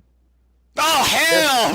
I'll do that, dude. I'll do that shit sober. So yes, again, take me on me, JJ. If we get $25 in super chats before the end of, I'll say even the weekend this time. That's how generous I'm feeling today. For the end of the weekend, if we get $20 super chats, I will karaoke Real American to close out night 2 of Open Mic Night tomorrow night. I'll produce it. Oh Lord, brother. All right, so let me just say this. Mikey's like, karaoke, I'm down. Right. I've been wanting to do karaoke out here. So, we have a nice little bar right across the street from where I live, and they do karaoke on, I think, Tuesday nights. May I talk about the Big Swole thing, Jeff? By all means, it's all your show. Let's save that for night 2, because I definitely want to get into that. But let's save one more night, because JJ knows what I'm going to introduce here. He has an idea, because we talked about it, but we were going to wait until they made the official announcement. JJ, bonus topic, Vegas based. Really? Right. They've made the announcement. Yeah. Oh yeah. Yep. I got it right here in front of me. Okay, before we get too far into that, I'm gonna send you a couple pictures that I need you to load up for this. Okay. Okay. While he does that, may I shit on Big Swole? Go ahead. Okay. Come into your personal page, Jeff. Yay. Okay. So you guys send that. I'm just gonna read this as quickly as possible, just so that way people understand where the hell Big Swole was coming from the entire time. Because as I said, she was a lying and conniving person. Big Swole's exit from AEW in late 2021 was hardly smooth. This is by Cultaholic, by the way, by Jack Actons. After departing AEW due to an expiration sorry, that wording is a little weird there in pink. Expiration of her contract in late 2021, Big Swole found herself in the middle of a social media storm with AEW president Tony Khan. However, despite this dialogue between the two appearing to have significantly ended any relationship that Big Swole and Tony Khan could have, Swole has admitted that she still has a line open for AEW and Khan, saying the following on The Sessions with Renee Paquette. Oh, of course. Yeah, right away, trying to get back into the door by talking to the wife. Well, of course,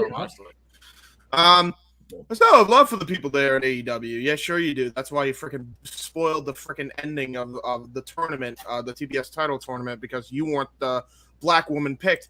I still have friends and everything like that. I'm supportive. Yeah, sure you are. I still watch their matches and everything, Swole said. Everything that went down was just kind of a surprise for me. I didn't necessarily know that Tony Khan, would react like that, but I mean, that's just his God-given right. Yeah, just like it was your God-given right to spoil the ending of the TBS title tournament because you weren't the black woman picked. Anyway, I continue.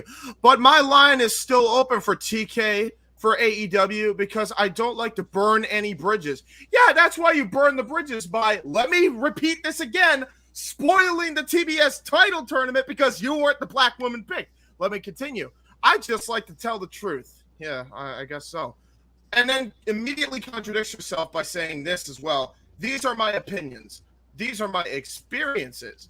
And I feel that they shouldn't have been blown out of proportion as much as they have. Well, hate to tell you, sweetie, but it's kind of hard to do that when you were spiteful to a fellow black woman who won the TBS title tournament, so you decided to spoil it. Sorry.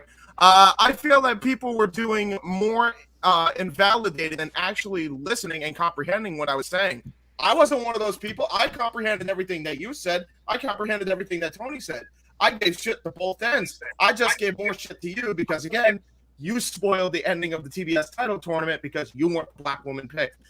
So, yeah, I don't even need to read anything else on that one. You can read the rest of the article yourself because I know we're probably pressed for time, but who was right? We're not pressed for time. We're not pressed Who for was time. right? Who was right? Yeah, you know. There you go. Yeah. All right. So let me get us back into five-way mode here. All right. So let me get these loaded in while I. So What are you as reading, you all Noah? are. I'm sorry. Anybody wants I'm to sorry. read What? Oh, John he's Moxley's reading book. the Mox book. No way. Oh, that's freaking brilliant. I'm still trying to finish reading this thing. Actually, it's a great read. That is a great read, legitimately. Anyway, And were to, you all set, Jeff?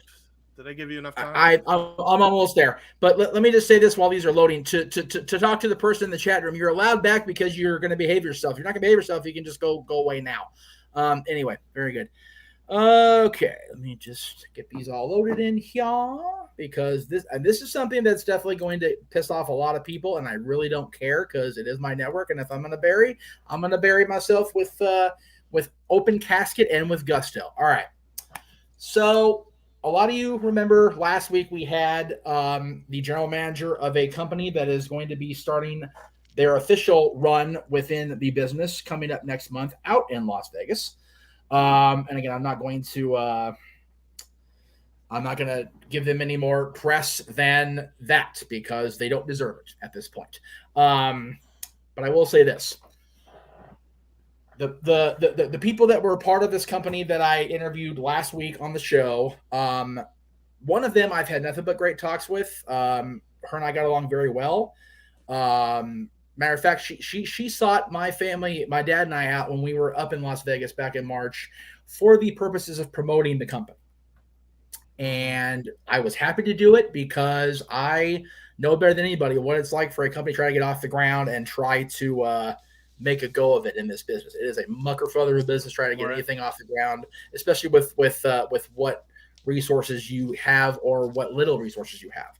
Now, when we went off air last week, after, as JJ mentioned, one half of the main event of this event basically shutting us down and acting like a prima donna, which I was very offended by, quite frankly, and by a co-founder, co-partner, whatever you want to call the person that was on with them, gave me bare minimum verbiage, didn't really acted like I wasn't worthy of the time that I was allowing them. And again, I say that now with a hint of arrogance on my voice, and I'm not trying to sound arrogant or cocky. The fact of the matter is this: your guys' company that you're going to be running out of the Sahara Theater, which again, I'm not shitting on the Sahara. I love me the Sahara. Frank Sinatra sang there more times than the Sands even in Vegas, okay? But you guys are running in a time of year, in a time of wrestling, where you guys I'll even be one better. You girls, you ladies, your value seating section in a little bitty theater are $84.50. That's your bare minimum price. Then you go up to $104.50 for general. Premium is $134.50. And if you want to sit on the stage and be VIP and enjoy access, you're paying $154.50. Now, the reason I bitch about this and the reason I single this company out is twofold. Number one, again, I was treated very much like shit, in my opinion. And it could very well be just my opinion. If you guys watched the show last week, you may have a different opinion. If you have been in the conversation with me afterwards, you probably have a different opinion than that, and that's fine. If you don't, that's fine too. But I will say this. Same city, two much bigger companies that are well established at this point are as follows. A week after this show that I'm talking about right now, AEW is running T-Mobile Arena, which is, at this point, the largest indoor arena as far as venues go, as far as name value go, in the city of Las Vegas. There's the seating chart. There's the stage layout, okay? JJ provided this, so thank you, JJ. I appreciate that. That ticket is on the floor. Am I reading that right, Jay? Go back to the first graphic because it says it's section 8. Okay, so section 8, section 8 is like the first curve around there. Yeah, it's just off the floor because there's 4-1, 4-2. But the first curve around there is got section 8 on it. So within the seats that are still built into the arena, you're paying what you're paying to be hobnobbing with the stars of this other company. And let me be clear. The stars of this other company, the two biggest names in this company, one who is the authority figure, if you will, is the daughter of a Hall of Famer in WWE. Cool on her, but she's not even wrestling on the show as far as I know. The other person who is your host and hostess, again, I will never shit on this person because I adore her and her family. But she's doing just that. She's hosting and she's ring announcing. She's not wrestling. Nor is her other vocation in life performing at this show as far as I know. Mm-hmm.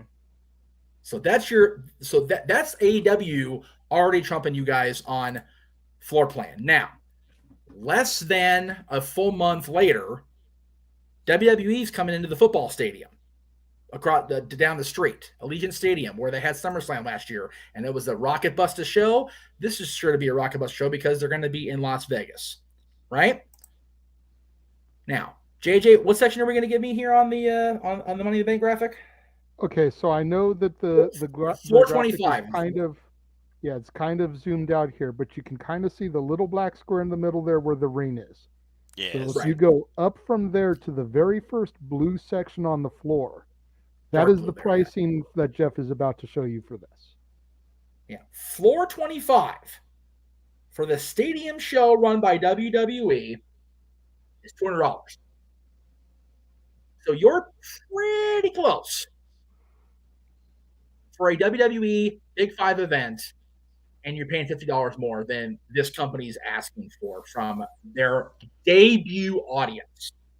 Yeah, where the person with any real notoriety from their brand as far as actually in the ring wrestling was a tough enough reject.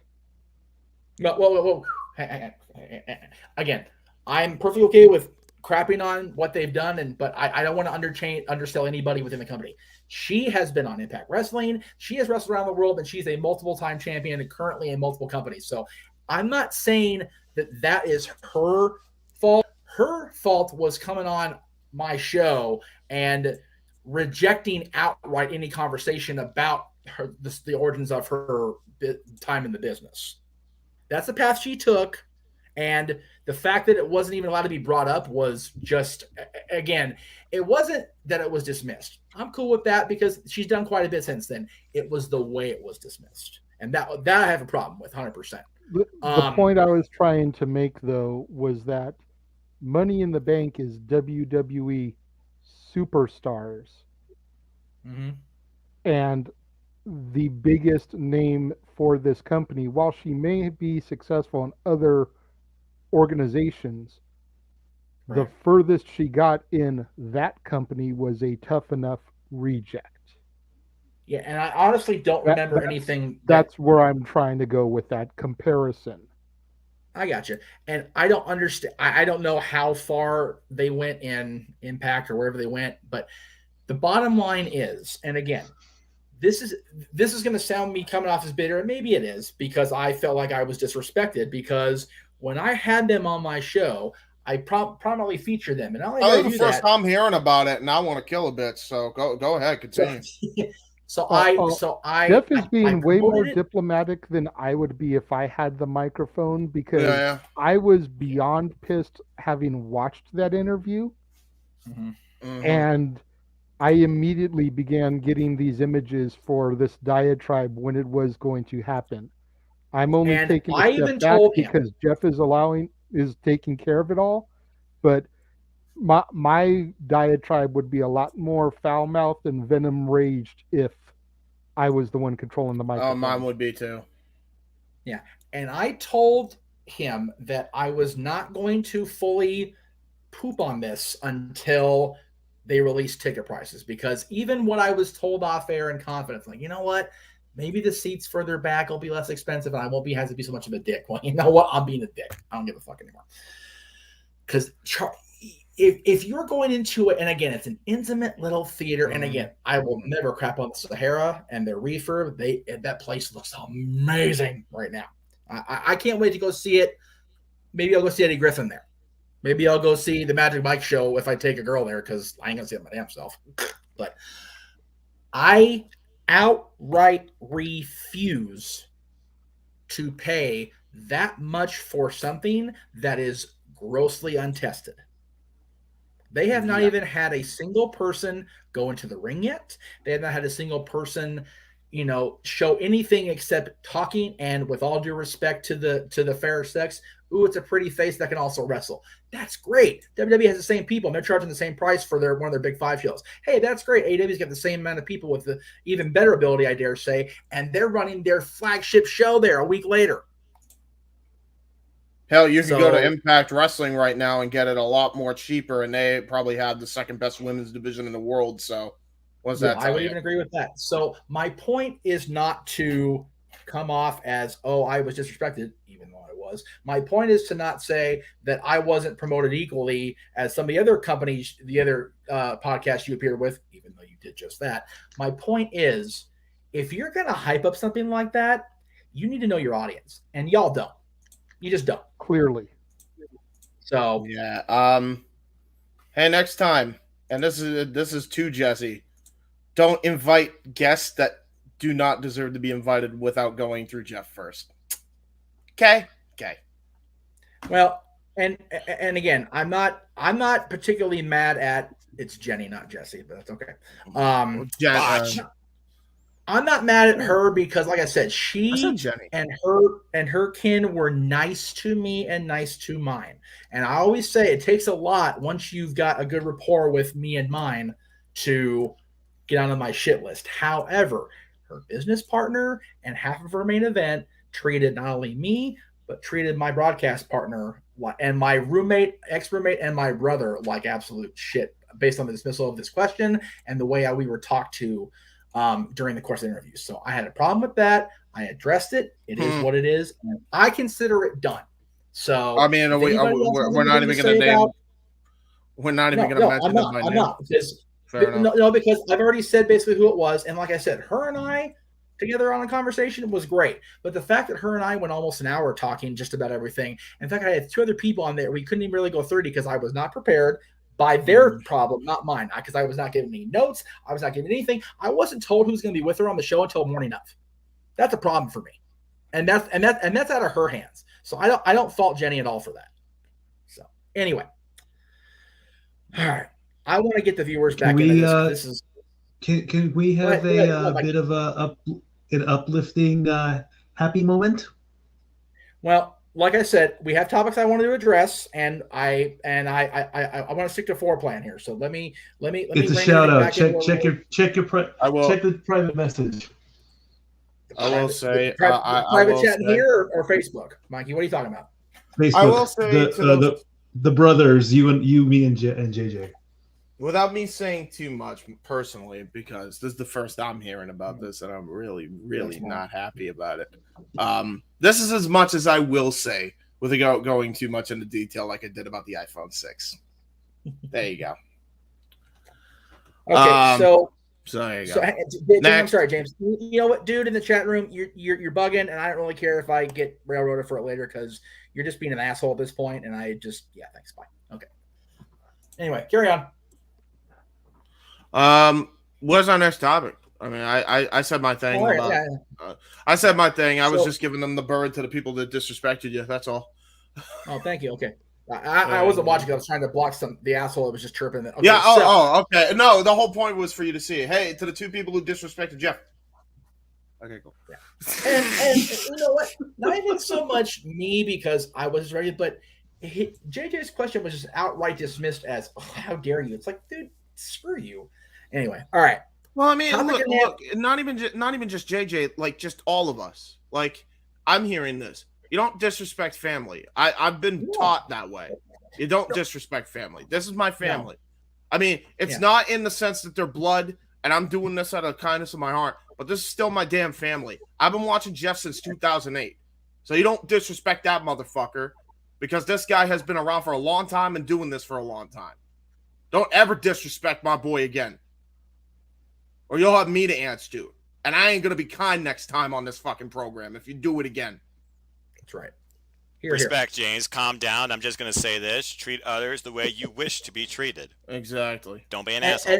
And that's why I will not shit on Jenny. Because, and again, there was a great example. Somebody brought up in a private chat to me earlier today that it's also Bo Cooper's birthday. And a lot of people have a lot of opinions about Brawl and Bo Cooper. But at the end of the day, Bo Cooper was welcomed into my home and treated not only me, but my father with yes, sir, no, sir, thank you, sir, respect. Cool. That goes a long way with me, which is why Undertaker's speech just hit me right in the damn old school feels. Yeah, same, bro. And I'm not even old school. And loyalty go a long way, man. And whatever people think about Bo, and I've heard a lot of shit talked about Bo that I didn't need to hear shit talked about Bo because I happen to like Bo personally. So happy birthday, Bo Cooper, by the way. Let me go ahead and throw it up there for you. I got my glasses. By the way, one comment that I absolutely need to put up here. Apparently Hammers, the K&H show, was thinking about going to that event. Good thing he's not going. Seriously, take the bare minimum that you were going to have to spend at that show and put it into part of your Money in the Bank or your Double or Nothing ticket. Yeah, seriously, really. Do that. Or take the money you would have spent for a on the stage ticket, the $154.50, whatever. Buy a ticket for both, because you can get a cheap seat for both those shows for that price. Seriously, I was telling JJ. I pointed out that on the charts you can get a decent seat, maybe not on stage, so you wouldn't be as close to AEW or WWE as you would be get to that to see show. it, but you would be close enough for just a smidgy more than this untested entity. You know, whatever it was, $180, $190 for AEW, $200 something for WWE. Apparently he did. I think he did. Apparently, so good. We're glad. Good for Hammers. As far as what he said, I am, and again, I don't know if you guys can see because the camera's kind of watching, but I'm this close right now because back in the back of the opposite end zone from the stage, up in the 400s, it's $25 for Money in the Bank. That is not even a freaking drop in the bucket for me. And Vegas ain't that far away. And I have a voucher I was going to use. I bought a bus ticket for this show that I'm good. I have a voucher for a year. You know, Money in the Bank's the first weekend in July. The kid's with his mom. I'm about halfway there as it is now, for real, for Money in the Bank. And I ain't never seen a Money in the Bank match live. So, boom, there you go. All right. I have. I wish. I know. I remember you at the first one, Muckerfather. You didn't see? There wasn't a Money in the Bank at Mania 24. Okay, so I didn't see Money in the Bank pay-per-view live. Sorry. Whatever. You know what? I'm 3 of these deep. Piss off. Anyway. Where are we? Where are we on topic? Before we go to the I have next no idea. topic, I just have to point out that you've made a fan in my lady because she loves your diatribes. She thinks you're fucking hilarious. Well, thank you. I try. I try, and I have my autistic tendencies, but I try. Nothing but respect, James. My best friend's autistic, so nothing but respect. Yeah, of course. We have to keep James on a tight leash. But every once in a while, we just let that thing loose and just let him run at that mailman and bite his fucking balls off. So there you go. All right, very good. That's right. He is Like a DMX. rabid dog, and What a we dog are at? here for it, ladies and gentlemen. That's right. What a dog get? This is why JR steered the ship at commentary. That's why I'm just staying quiet. Yeah. Well, no, Jared had to steer the ship because King was too busy looking at breasts once he got divorced. Anyway, I'm her Mabel, but without the crack. Anyway. God! All right. What's our next topic? And we've gone off the freaking We're rails. fired. We're all fired. All of us. That's it. It's done. We're done. Okay. Roll the credits. Sorry, boys. Good night, everybody. That's it. End of the road. We're We're on Monday for a Sato of Renegades reviews because that's all we've got left at this point now. Everything else has been destroyed. Yeah, we're at a crossroads, guys. Call the Rhodes brothers. We're finished. Oh Lord, keep on stepping. It's only smoke and mirrors. Okay, that's all.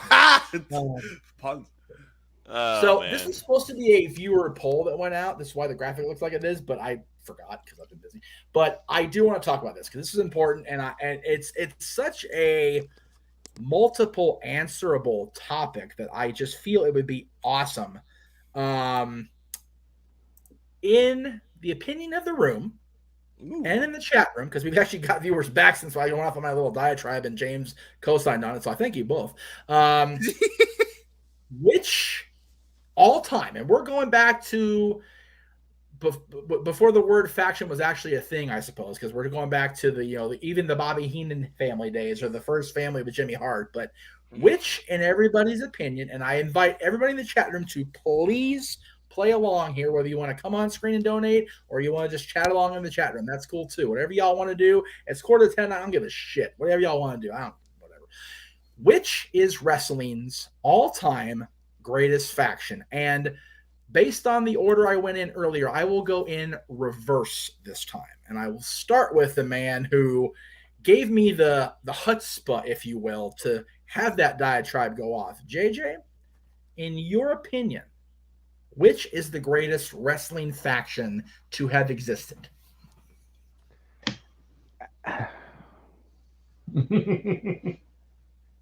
There you go. Throw it up, brother, by all means. Now, are we talking over the course of history or one particular incarnation? I'm talking over the course of history. I'm including Jeff Jarrett. I'm including Stabby Sid Vicious. I'm including Paul Roma. That's right. Pour you another one, Meacham. Pour me a double for Paul Roma. Fuck that shit. Anyway, carry on. I'm including every incarnation, but specifically the very first two, Flair, Arn, Ole, Tully, JJ, and then replacing Ole with Wyndham. Yep. And then the final incarnation. Flair, Arn, Benoit, Malenko, Mongo. Was Mongo in there?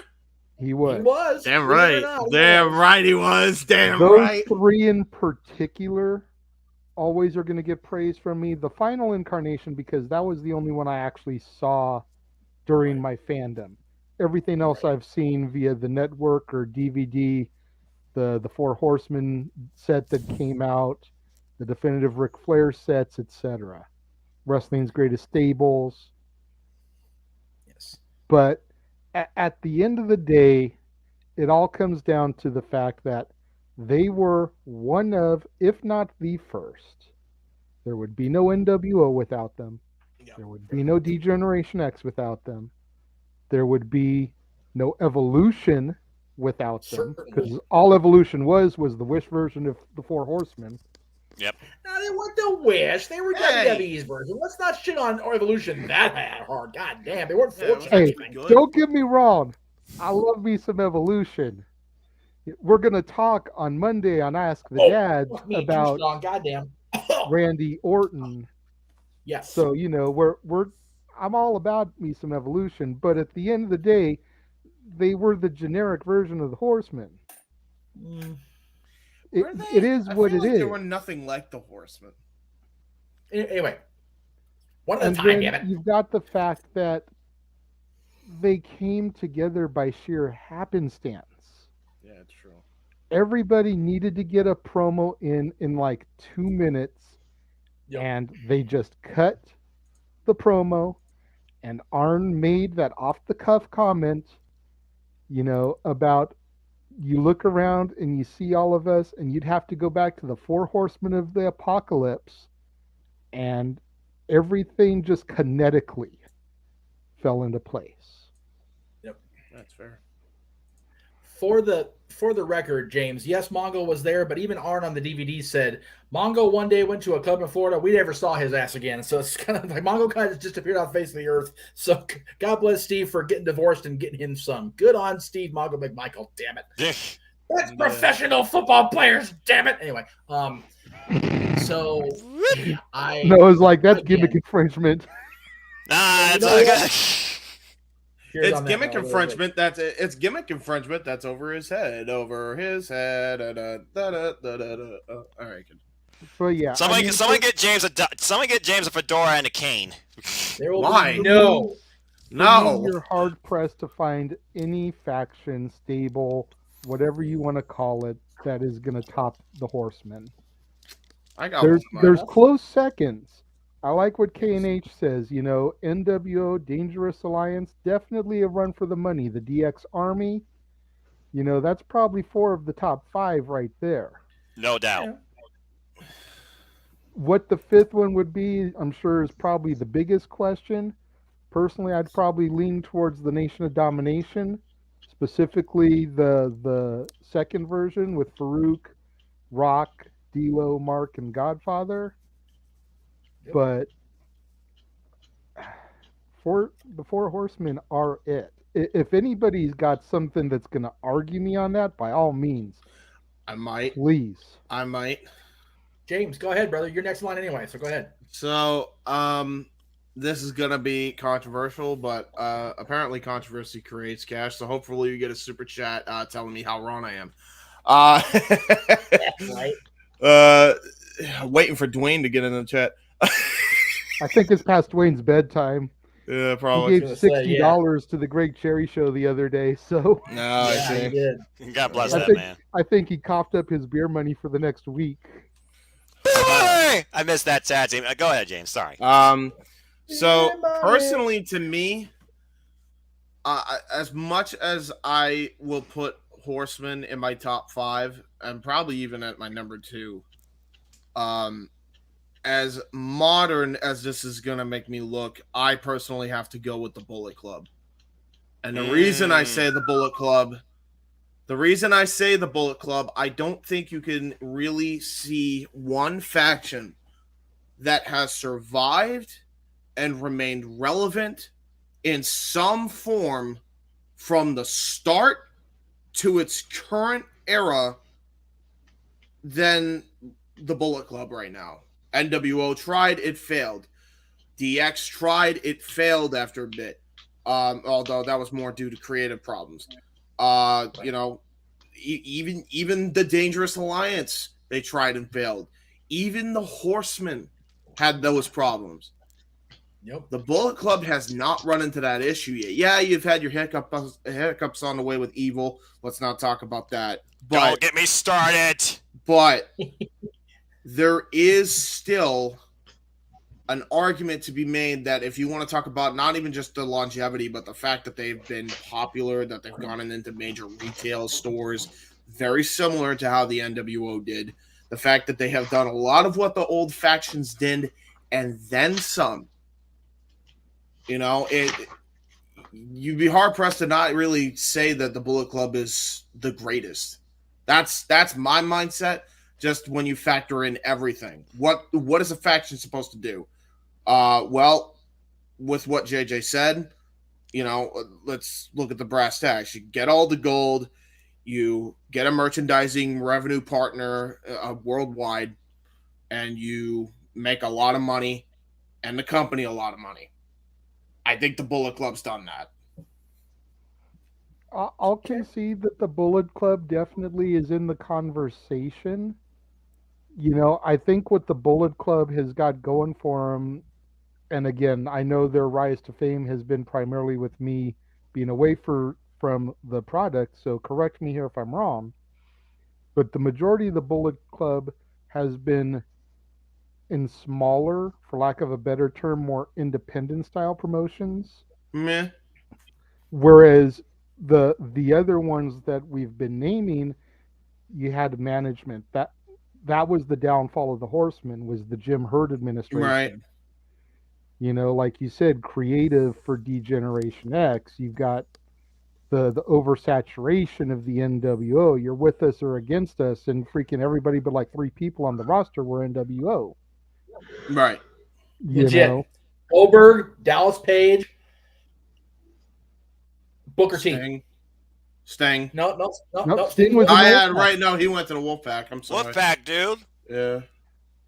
So that Sting did look badass, though. I can't lie. Oh yeah, without question.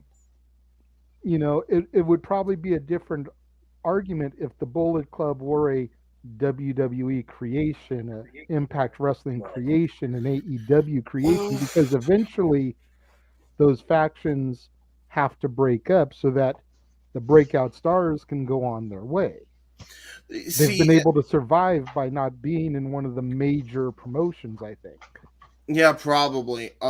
I will say, though, just to put this in perspective, though, New Japan, for lack of a better term, has been, even though it did fall off during the later stages of the Inoki era, has been a major promotion in the world. So you got to consider that as well. Even though we might not know where they are in this country, they are a major promotion, have been a major force for many years. And I'm not taking anything away from New Japan. I'd put it on the same level as AAA down in Mexico. Right. It's definitely a major promotion for its country, but unless you are a really diehard delving into it fanatic, the casual fan probably has no idea who New Japan is, who AAA is, unless they get those crossovers like New Japan versus AEW. When AAA used to be part of the World X Cup on TNA. Yeah. Same type of thing. And New Japan is more wrestling focused, which is why Noah loves the product. So do I. Which is another thing right there. They're going to go for what draws, what sells, more so than storylines. So, while I agree with what you're saying, here's a counterpoint. Okay. There is a thing. This faction's done something that I don't think a lot of people do. We've talked about Ring of Honor being a industry standard and why the industry is what it is today for, I feel like, for a couple podcasts now. I would argue that without the Bullet Club, AEW doesn't happen. Without the Bullet Club, WWE doesn't change their prerogative and try to sign indie talent like Finn Balor and others who started the Bullet Club, and then they would get AJ Styles as well because of the Bullet Club. They would look into Kenny Omega, which then led to Tony Khan wanting to start up the AEW. There's a lot of factors that lead back to the Bullet Club. Bullet Club doesn't happen. Jericho doesn't come over to Japan and fight Kenny Omega. Little stuff like that. Bullet Club has changed the industry in a positive way, where a lot of these other factions started out with a positive and then it tapered off because of bad management. And that's kind of my argument why. Yeah.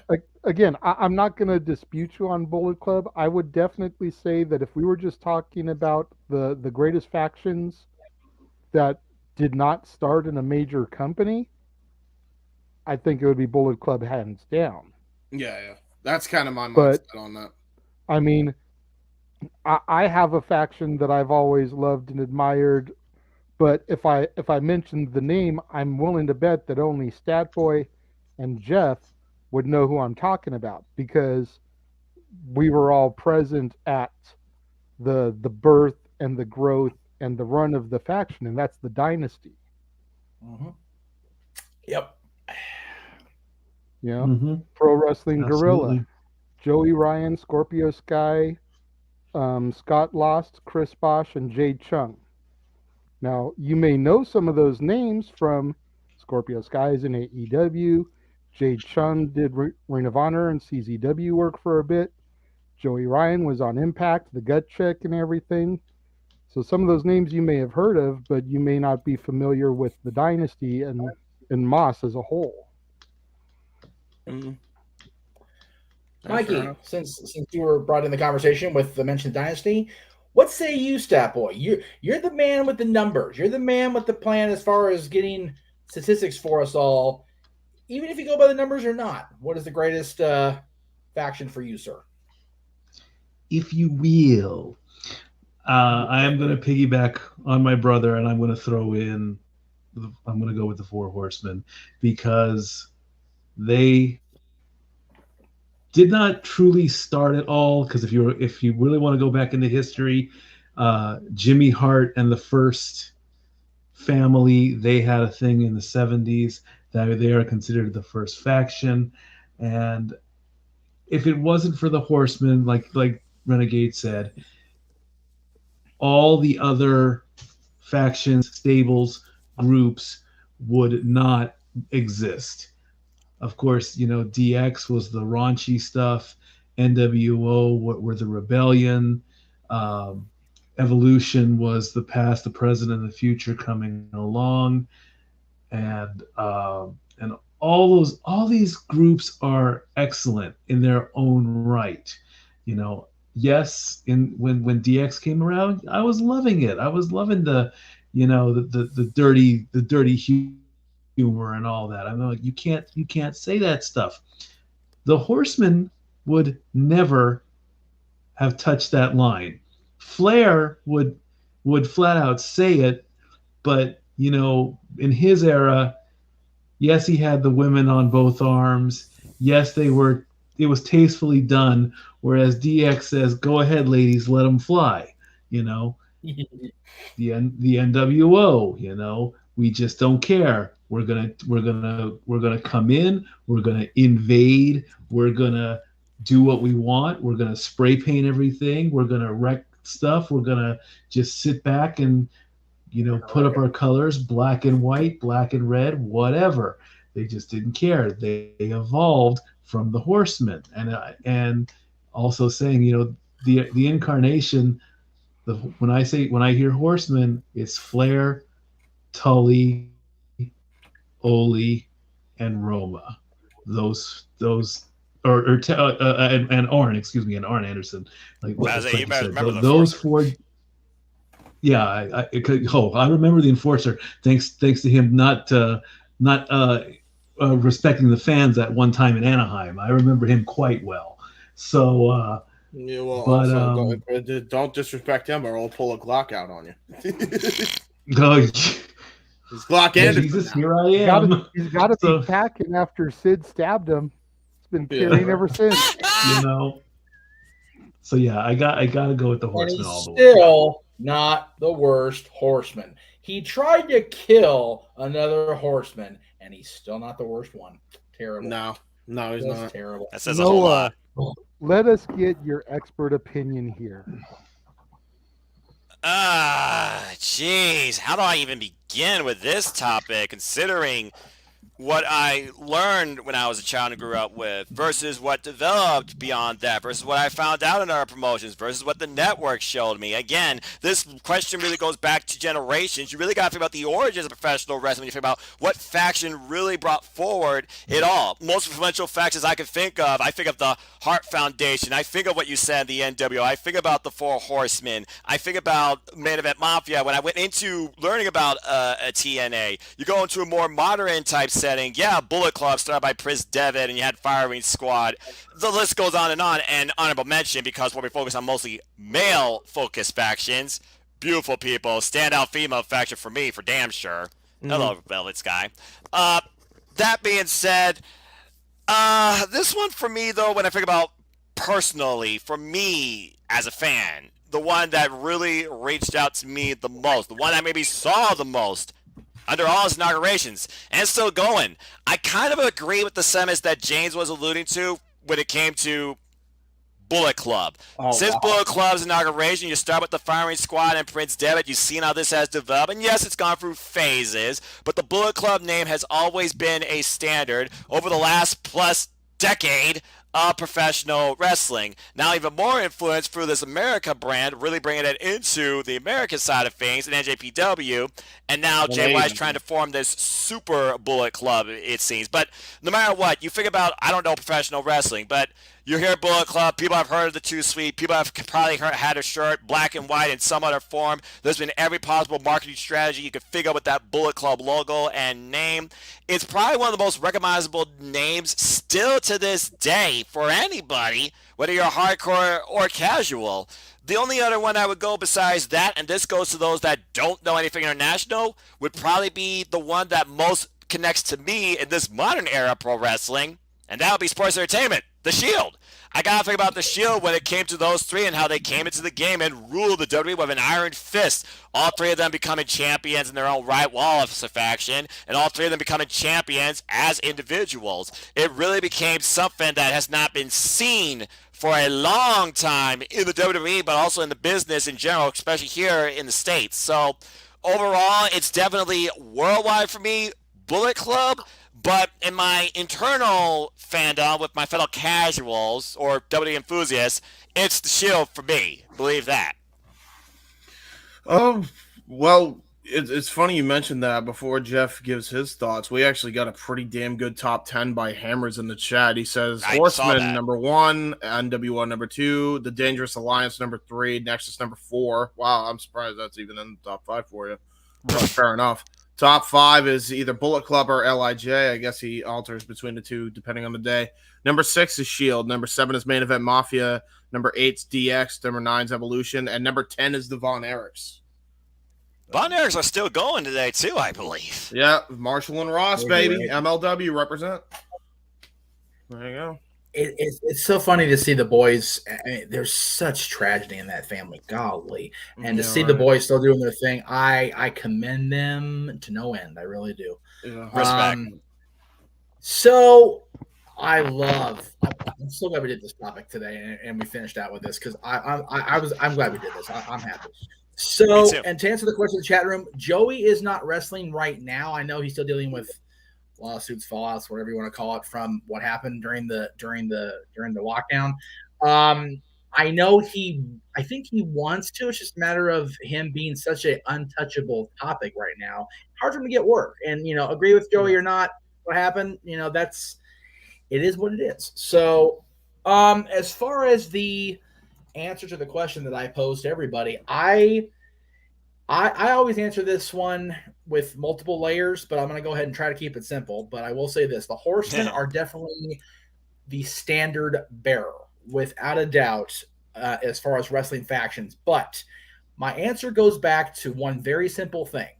And right now it's behind the forbidden door that is Club 33 here at Disneyland. But actually, this is my closet back here behind me on the green screen.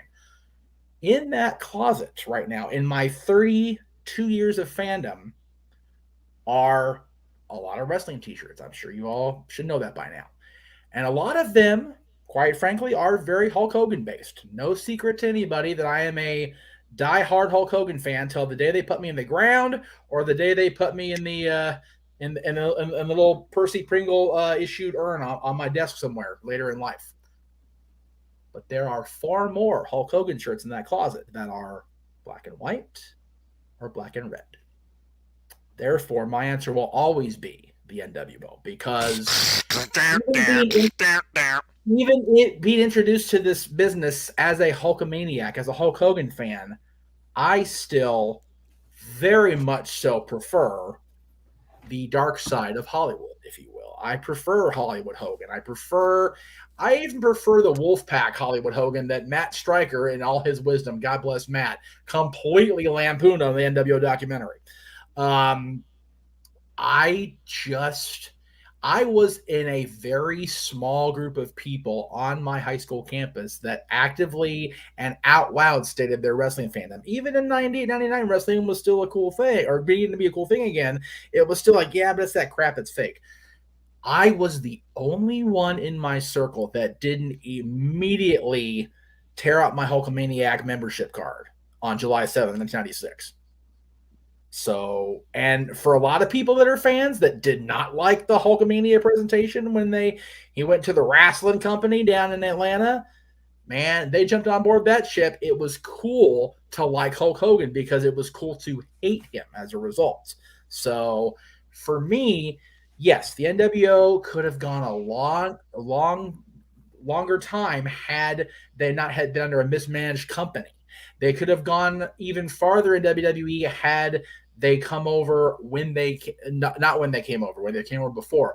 They could have gone to the freaking next galaxy had that steel door open and that DX freaking Jeep went through there on Nitro and got up the NWO and Bischoff's face. But I digress on that because that is definitely the ultimate what could have been during the Monday Night Wars. My God. Freaking the DX Jeep driving in on TNT. God, can you imagine? No. Good grief almighty. There'd be freaking cleanups and aisle fours everywhere from the sheer, I need a towel and a cigarette in that order. Thank you. There's blood on the floor. Why is there blood on the floor? Guys, I thought this was supposed to be fake. Why is there blood? That's why we don't use the F word, but continue, Jeff. Cries. Blood on the floor because we just popped our wrestling cherries watching DX show up on Nitro. Anyway, I will forever point to the NWO, and I'll even dare say that I'll kind of sidestep it and say the greatest faction wasn't an actual storyline-driven faction. I'll say it's the Clique. Yeah. Because the Clique, the reason for NWO and DX, respectively. As Shawn Michaels so eloquently put it in his Infinite Douchedom in 1997, the Clique runs this industry, and God damn it if they didn't. Kevin Nash replies with right back at you, HBK, with the 2 Sweet on Nitro. That was a great, if you caught it, moment. It was amazing. Like when you look back, you go, "Oh shit, I didn't realize it happened at WrestleMania," but it happened. Oh yeah, because if you look, it's been edited off both WrestleMania 12 and WrestleMania 13. WrestleMania 12, Kevin walks out, or Diesel, walks out and goes, "I'm the shit, I tell you," and he throws it up. And then at 13, as Shawn's getting in the ring, he looks at the camera and just goes like this underneath his coat, and they edit it out on the network. It's like, you douchebags, that's brilliant. But of course, they leave the part where Kevin says on Nitro, it's like, continuity is not your friend, guys, on the network, on the Peacock app. Got it. There is no continuity on the cock. There you go. Very good. In other words, fuck WWE and their revisionist history. Anyway. Well, yeah. I also think, it's ridiculous. But for me, the answer is the NWO. And yes, that's very biased because of Hulk Hogan. But there are so many great factions. We did mention the DA very briefly, the Dangerous Alliance. It's funny that you guys mentioned that the Horsemen kind of spawned everybody. Paul E. said flat out on his documentary that the Dangerous Alliance was the new Horsemen. You had Rick Rude playing Ric Flair. He was the lead guy. He was the champion. You had Paul E. being JJ, which he said out loud on the documentary. He had Arn, and he had Medusa as baby doll. He even said Medusa as baby doll on the documentary. But the one thing that the Horsemen didn't have was the 5th guy, and that was Stunning Steve Austin. That's right. Because Paulie knew even in 1992 that guy's the future of the business. And again, you shit on Paulie's business practices all you want, but having the eye for talent, fight me on who's better. Yeah, there's nobody better than Paul. No doubt. Brought Steve into that faction, and he put Larry Zbyszko, who, with all due respect to Larry, I love Larry. I think he was great during the Monday Night Wars, but who the fuck gave a fuck about Larry Zbyszko prior to the Dangerous Alliance in WCW? Let's not kid ourselves. Yeah, exactly. Double A, who was trying to find his footing in a Ric Flair-less WCW. Yep. Again, Ravishing Rick, who was the centerpiece. He came out at freaking Halloween Havoc as the Halloween Phantom, punked Tom Zink. Gee, that's hard in 1991, 92. And unmasked the same night with Paulie standing right there and Deuce standing with him. And it's like, oh, we got something here. We got Paulie and Medusa with Ravishing Rick Rude, who, God damn it, he should have been the WWF champion, and he never was because the Warrior was the guy. And man, WCW, again, shit on Jim Hurt all you want. I will stand in line at the toilet behind you to dump crap on that guy because God knows he deserves it. But part of that philosophy was strapping the rocket ship to the ravishing ass. He debuted at Halloween Havoc. He was United States champion in less than a month, and he held that title the entire calendar year of 1992. Because he was Ravishing Rick Rude, and he deserved it, damn it. And he should have been the WCW champion proper. Yes, he was big gold belt champion. He was international champion, but he should have been the guy to beat Vader. With all due respect to Ric Flair and the guy they were going to give it to, Sid Vicious. Again, Sid, when you stabby a horseman and Ric Flair's booking, you don't get to be the world champion, Sid. I'm sorry. That's a no-no. But yeah, Rick Rude, Arn Anderson, Larry Zbyszko, beautiful Bobby, again, another guy who had a great thing going because he had Stan and Dennis before him with Jim Cornette managing, and everybody else besides Bobby was like, WCW is fucking ridiculous. I'm the hell out of here. Bobby was a company loyalist, and they rewarded him here. You get Paulie now. So there was your four, but again, that fifth element, man, that's that stunning Steve Austin presence with the World TV Championship, backing up the U.S. champion, backing up that already awesome stable of guys who, if you want to liken it to the acting world, I know a lot, I don't know, was very much a wrestling person and not outside of wrestling stuff, but you have people in the business called character actors, especially back in the old 50s and 60s Western days. Character actors were on every damn Western. Like if you watched, right now, if you watch MeTV and you watch Have Gun World Travel, all those guys, you see those guys pop up on every single show because they played every single role in the history of television, right? That's what the DA was before they were the DA. They were the guys that they weren't going to be the world champion. They probably weren't even going to be the U.S. heavyweight champion. They were going to be guys that were going to trot along there and, utility players is what they call them in wrestling. The utility guys, the guys that are going to show up and give the guys you want to put over a decent little match, a great little hand, as they called them. And then you put Ravishing Rick Rude at the head of that stable, all of a sudden those guys are made. Every single one of them shined that entire year with Paul. And you think about it, they main evented the pay-per-view that didn't deserve to be on a pay-per-view at all because you had Sting Squadron. Nikita Koloff turned babyface. Let me just shit on that for a moment. Okay, I'm good. Thank you. What? But you had Sting Squadron and the DA in the middle of a May pay-per-view. Like, who runs pay-per-view in May? Who booked this crap? But it worked, and it was a great main event, and it's arguably the best War Games ever without the Horsemen directly involved. Ever. Yeah. You could even argue ever. Seriously. Some would say ever, exactly, because there's a lot of great War Games matches, and Dusty even for a while was like, I don't know, baby, that was a pretty good one too. So, he wasn't even the damn match. Dustin was, but not Dusty. So again, the Horsemen definitely set the standard, and that everybody was powered off of. For me, it's the NWO. But Paul and the Dangerous Alliance definitely get that big gold star honorable mention for me personally. Respect. You put that in perspective. We've been praising Paulie with the Dangerous Alliance and how he got eyes for talent, but even pre that, look at his the Midnight Express and the feud he had with Jim Cornette's Midnight Express. You look at post Dangerous Alliance and his eye for talent in ECW with Van Dam and Foley and Austin again. The list goes on and on. The Dudleys. When he was in the WWE.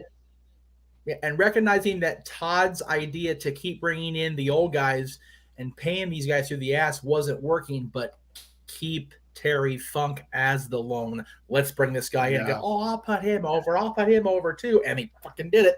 And then they give him a championship. I mean, you want to talk about that. There's also, when he was in the WWE. I mean, look at what he did for Brock Lesnar. Look at what he did for John Cena. Look at what he did for Edge and Mysterio and the Guerreros and Kurt Angle and Shelton Benjamin, Charlie Haas. Paul Heyman SmackDown 6. You want to talk even after the SmackDown 6? I mean, he revitalized the Big Show. He made the Big Show look like an incredible threat. Look at how well he handled the Undertaker and how much longer of a career he had because of Heyman and the way he utilized him. Stuff like that. I mean, his eye for talent. Look at what he did for Punk. Look at what he did for so many guys. Roman currently. I mean, the guy, you cannot shit on Paul Heyman's eye for talent. No. You'd be. I will say this. There was within the context of this current storyline, Paul was visibly upset at being dismissed by Roman Reigns. I had this graphic all ready to go. I think I may have even posted it. Correct me if I'm wrong. I meant to anyway. Paul goes back with the bloodline. He's legit like honorary Uce. He really is. He goes back. He managed Kishi and Sam as the Samoan SWAT team after the Midnight Express thing ended. He's been with the bloodline since before the bloodline, and even going further back than that. When he hustled, his way into Madison Square Garden, one of the three people he aligned with very quickly was part of that evil trio, Captain Lou Albano. Yeah. Who was Lou managing at the time? The Samoans. Yep. And who were they feuding with? Rocky Johnson. Rocky Johnson. Yep.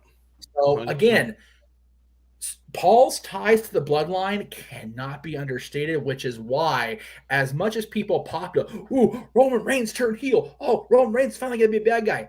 You put him with a guy who understands why he had to turn heel. You put him with a guy who's been with every facet of that family, with the exception of Yokozuna, because Paul was balls deep in running ECW at the time. Yokozuna was the WWF champion and the flagship of that company.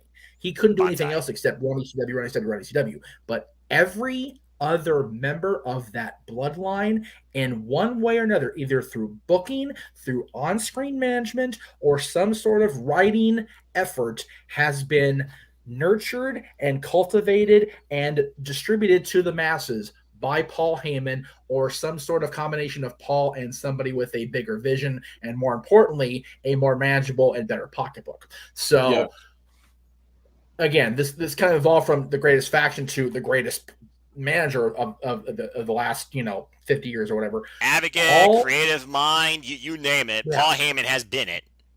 Yeah, and I for one am looking forward to. We saw at the top of the show, 347 days from now, if rumors are to be believed, and The Rock is the last bastion of hope for this bloodline to be toppled. He has to topple his own bloodline. Think about the writing that's going to go into that. My God, I'm just getting another freaking one of these.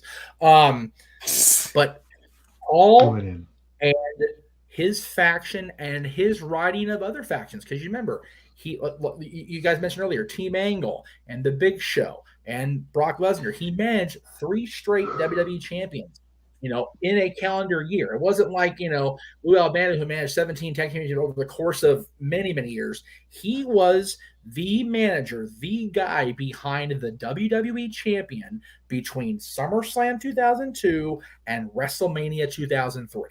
No other manager, on screen, off screen, whatever, can ever, I don't think will ever say that. No, not at all. Paul Heyman is goated for that very reason. I mean, among so many others. The bottom line, as far as this conversation goes, I feel we all can basically say at heart, the Dangerous Alliance and the Four Horsemen truly is where it all started for us as fans when it comes to factions and their developments. Yeah. Whether or not you get something as big then, now, or to come, is just yet to be determined. Yeah, true. It really is, and I agree with that, and I think it's a great way to put a pin in that until not too long from now, because we're gonna be back on the air pretty soon. With that said, by the way, speaking of the bloodline, hey WWE, stop using that generic crap for Roman and use Crown the Empire by or Crown the Empire's bloodline. There you go. Thank you. Come again. Hey, what? Let them freaking pay that license. Number one. Number two, Roman's theme is on my workout list every day, so I like it. I'm not a fan of it. It sounds so generic. It may be generic, but it still sets a presence beyond him being connected to the Shield theme. So I'm okay with it. Dude, that theme is so final boss in a video game, and that's what Roman is. He is the final boss, man. Let's not kid ourselves. So. Agree. Can't deny that. I would, yeah. But even the final boss can get toppled. Well, yeah, and that said, I mean, it's no. Yeah, after you put so many quarters in the machine or use up all your continues. Exactly. Mikey makes a great, down, down, left, comparison right, there BA because start. WWE's put a lot of quarters in that machine already. It's like, what are we going to do now, boss? Oh, let's just injure the Dr. Father and take him off TV for a month. I also want to put this in perspective. I mean, not for nothing, but like, yes, Roman's theme might be final boss like, but I still say it's generic as shit when you compare it to the game during the Reign of Terror and that fucking theme, or Kenny Omega in New Japan. I mean, come on. Fair. Well, it's again based on what's in my drink right now. I am biased toward Triple H's themes because Lemmy's my. Now that's the guy. That's the final boss. When you heard that song start saying "Time to play the game," you knew what was about to come in front of you. I don't know if you were ready for it. And you know what? Lemmy is the final boss because who's better, Lemmy or God? Trick question. Lemmy is God. God is the final boss. So there you go. Hold on. Let me hit you with a Lemmy impression real quick. Did you know I did 4 things for Triple H? The Ace of Thieves. The Ace of Thieves. Well done, James. JJ, well I recovered trying to get my Lemmy voice together. Go ahead, brother. You had your hand up. I was going to say that ties back to a topic that I had wanted to discuss. Yes. If we want to go ahead and bring that up as a segue. We can if you want. I have a graphic ready for it. We can talk about it. That's fine. You know, I had sent something in our group chat about whose themes are more iconic. And I before everybody can just jump down and immediately say Motorhead's themes, I feel like Downstate has a very solid like running here in this conversation, because if you really want to get down to it, and we'll go around the room here after I say my little piece here, but if you really want to get down to it, the Motorhead themes were just Triple H. Yes, one of them was Evolution, which included Flair, Batista, and Orton. But if Triple H was not in that stable, Line in the Sand would not exist for Evolution. Correct. They would have that generic ass song that they had when Evolution first launched. Yep. But Downstate has got in their repertoire The Miz's I Came to Play, A-Rise Say It to My Face, Dolph Ziggler's Here to Show the World, Cody Rhodes' Kingdom, and there's a fifth one I'm blanking out on right now. Zack Ryder. Thank you. Zack Ryder's Radio. Yep. And Zack Ryder's current theme, actually. Zack Ryder's current theme. Okay. Yep, as well. Matt Cardona's current theme. Sorry, my apologies. More diverse repertoire. And could anybody listening to them really tell that Radio is the same band as Say It to My Face? It's funny that you mentioned that, because I actually use Bad by Downstate for my biggest heel faction in WYW, the Maggie Daddy Man, which you could check out on youtube.com/user/WYW Fred. Cheap plug. Cheap plug. Shameless plug. Yes, indeed. That we had to get in right here on Open Mic Night. Oh my God, the McFoley thing. I gotta do that. You just realized what that was? Yeah, no. Well, the minute he did the smile, I'm like, it's McFoley. But seriously, Well, we have been on the air for 2.5 hours. Yeah, that's true. Whose theme songs are more iconic, have the biggest legacy behind them? Mikey, I'm going to go to you first. Like I said, keep in mind, Motorheads are all geared toward one person. May I meme first? No, because I have a feeling you've got some good shit to say, James. I'm going to come to you in a minute. No, mine's a meme. Mine's a meme. Mine's a meme. I got one thing to say. Mikey's been quiet. Okay, go ahead, Mikey. Well, I'm gonna do the proverbial jump through the hole, and I'm going with Motorhead. I'm sorry, I know it's all towards Triple H. I know it's all towards Evolution and all that, but Jeff is right. Lemmy is God, and when it comes to music like that, don't get me wrong. The other songs are great, but Lemmy's just so much better. I have to Don't get me with it. wrong. All right, don't be a pussy. Carry on. No, I'm good. I'm gonna keep it short and simple because it's 1:30 in the morning on the East Coast. I'm gonna just say this. All right, James, go ahead. Go ahead, James. I'm gonna just say this. Incorrect on both. The most iconic theme in wrestling history will forever be Limp Bizkit's "Rollin'." Just keep rolling, keep rolling, keep rolling. No, for completely other reasons. But back onto this topic, James, where do you stand? I mean, oh man! All right, between the two, that's got to be Motorhead, isn't it? It's got to be Motorhead. I like Downstate. Downstate's really good, but there's no comparing, man. There's no way you can't. Motorhead. No, we'll leave it to you, my friend, since we seem to have a very slanted house here. Okay, interesting situation there. If we're just looking at the two, right now we're just focusing on two. Downstate, Motorhead.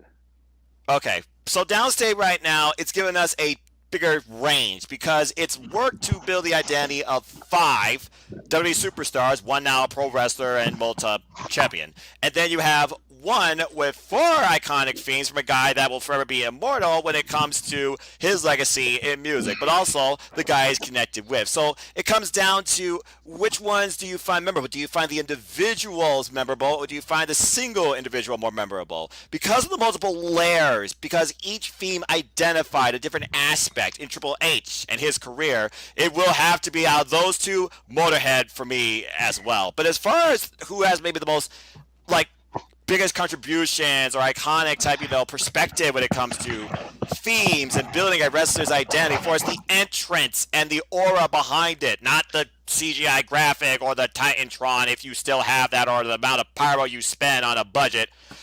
It comes down to, that first beat, that first note, that first word that you hear. And again, a lot of stuff by Def Rebel, pretty generic. CFLS, they did some pretty good stuff in NXT. Mikey Ruggers does a lot of good things for AEW, but it all still feels one-dimensional because it still feels like it's the same theme or same genre. When I think about themes, I think about variety. I think about what sticks out. And why Mikey Ruggers does give a bit of identity to everybody that he does do a theme for. It's still rap, guitar, and drum at the end of the day. Every music kind of builds off itself in a way. For me, again, it goes down to one person, Jim Johnston. If it wasn't for Jim Johnston, you would not have that identity of The Undertaker. You would not have the identity of Stone Cold Steve Austin. That guy right there put so much into everything he put forward until then you know who was coming to that ring, but also who they were in a retrospective too. So out of your two, it's definitely Motorhead because it identifies different perspectives of a person, not just different people. But as far as identifying a generation, it's Jim Johnston for me. All right, Jeff, do you want to go ahead and put the official nail in the coffin on this one? Because I know you and your connection to Lemmy. And again, I said this to Jay in the chat. I am horribly biased here, so I can't give a very fair opinion. Let me say this. Until I saw the topic introduced, I did not know the range of Downstate's themes contribution to the business. The fact is this right now. Yes, Motorhead's sound in and of itself will forever be iconic and, dare I say, greatness on a different level. Lemmy and Motorhead were always in God mode from the minute they started until Lemmy, unceremoniously had to pass away, which fuck the big C. Anyway, just throwing that out there now. Respect. But man, Downstate, they've got such a range. Like you said, I didn't even know they were doing Cardona's current theme, which I think is friggin' cool because Cardona has made himself a brand that you want to, dare I say, that you have to see what the hell that crazy son of a bitch is going to do next. Exactly. He's ready to become Ultimo Broski as it was, all the belt he's carrying into the ring every night, so good on him for it. I will say this: if I'm trying to stay unbiased, then I will have to say Downstate, because it honestly is just one of those things that they have a greater range. But for my fandom and my personal choice is Motorhead, Lemmy, doing the Triple H centric themes. But I gotta play it straight, man. Downstate's had a longer range. They've had a longer lasting ability because their themes are, think about it this way, the theme that Cody uses now has now been in every major promotion in this world, not just this country. True. Used in New Japan, used in Ring of Honor, used in Impact Wrestling, used on AEW. Every indie he's ever been to. He has taken what was a meme worthy situation as far as and just ran with that theme. And I think his theme above all the other ones that Downstate has done really identifies with him. He did exactly what those lyrics say. He stepped out of his comfort zone. He gave up his freedom because he tied himself down to, I have to make this work or I'm going to lose my ass. And he did. Everywhere he went, he made it work. Even Impact, the brief time he was there, he made it work.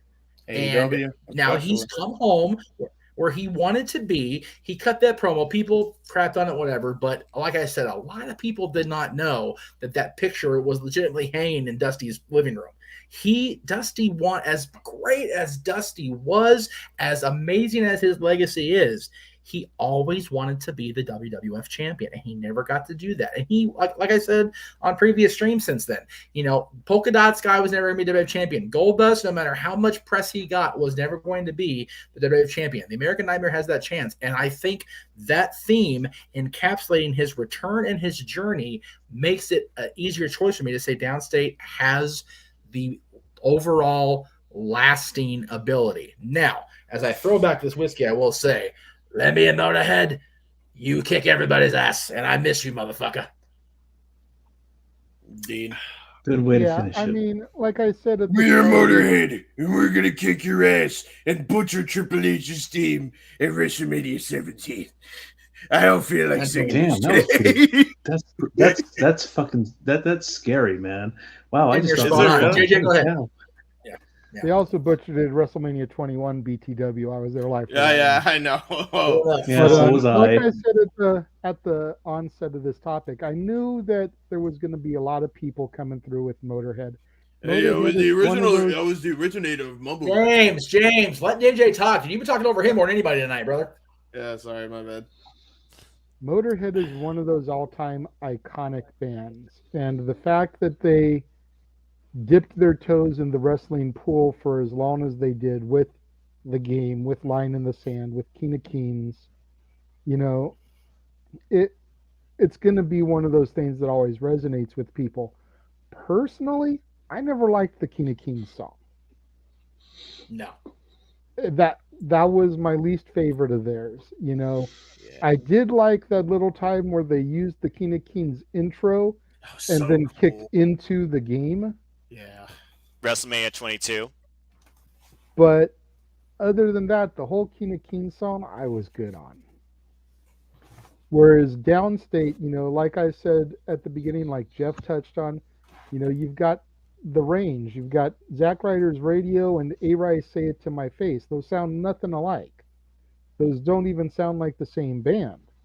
No. You've got The Miz's I Came to Play, which how long has The Miz been using that song? Yeah. At least a decade now, I think. At least.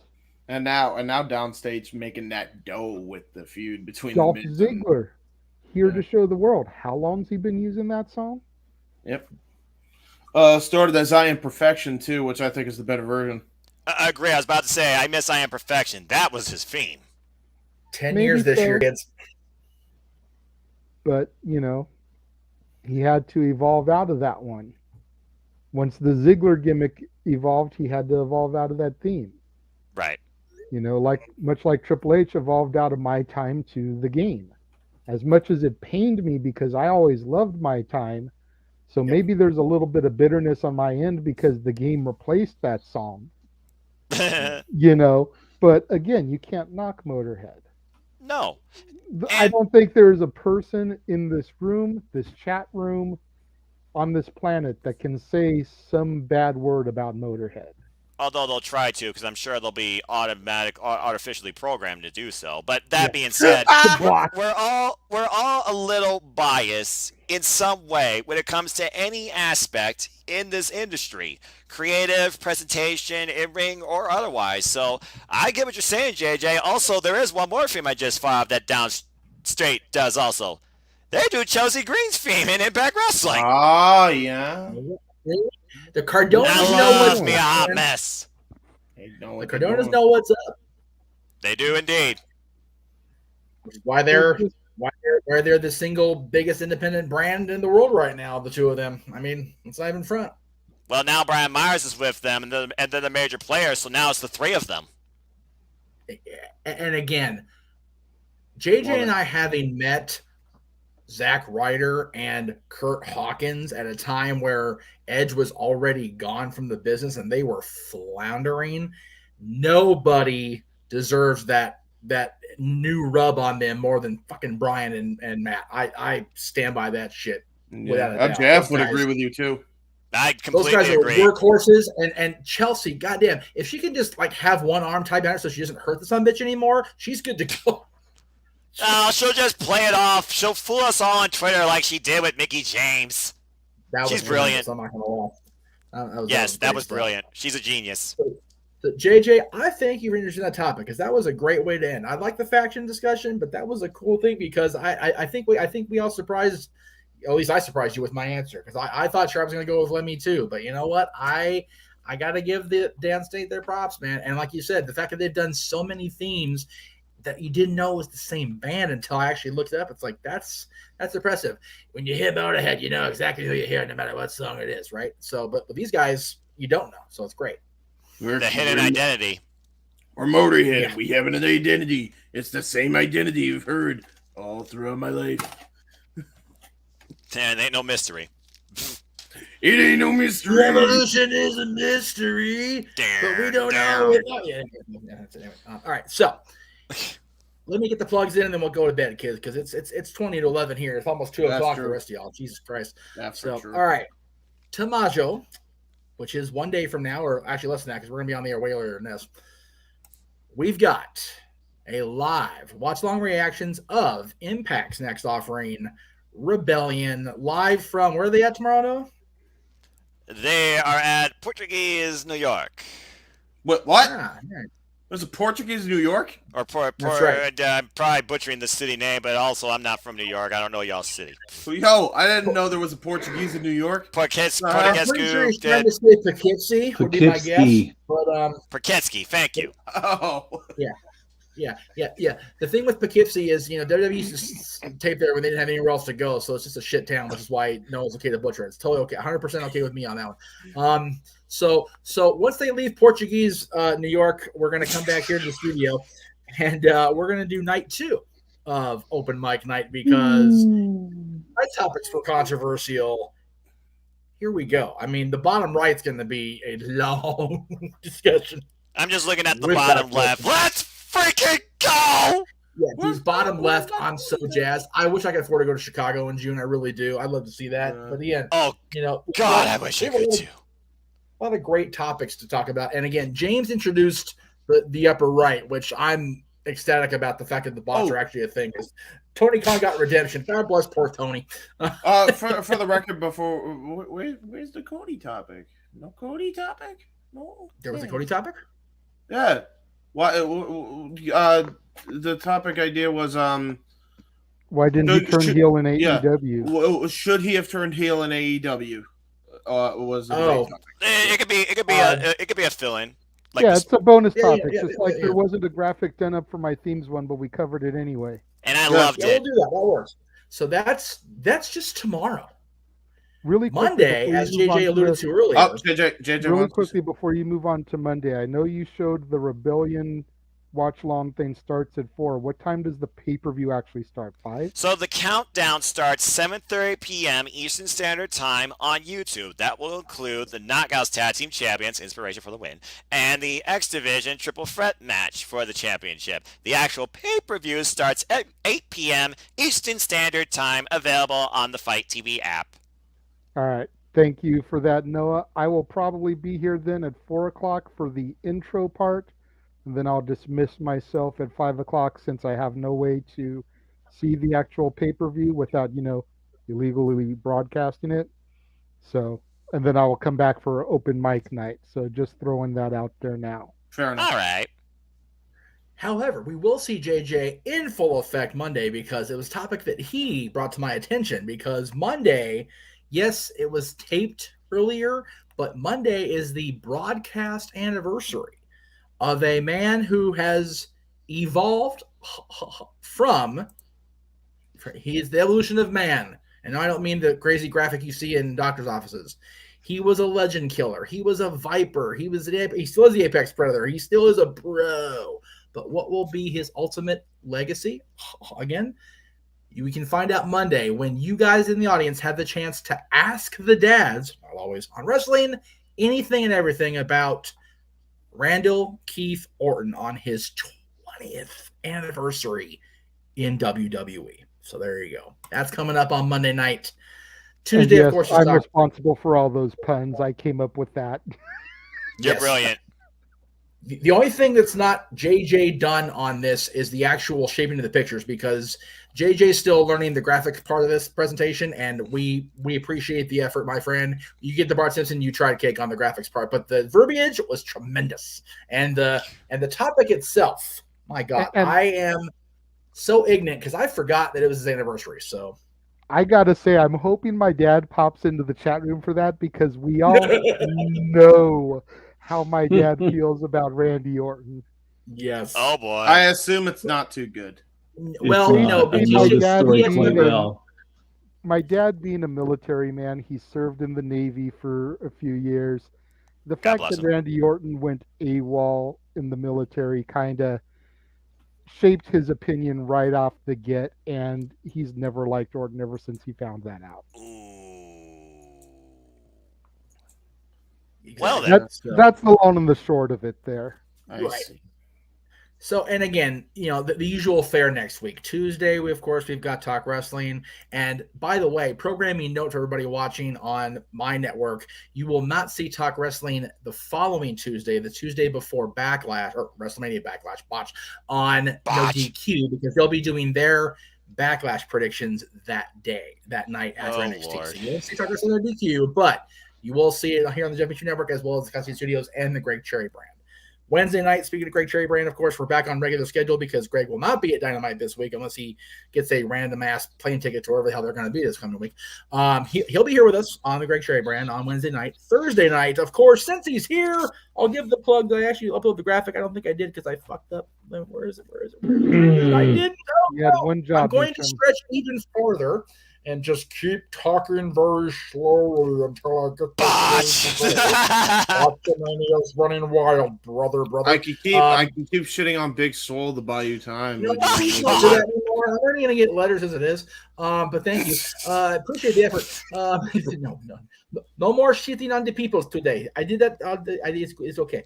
What the hell? I feel like we both did that. Man, we shat on 100%. 3 women collectively, man. That's bad luck. Yeah. I'm just glad I'm drunk and don't give a shit at this point. Whatever. You know what? Y'all shit on 3. There it is.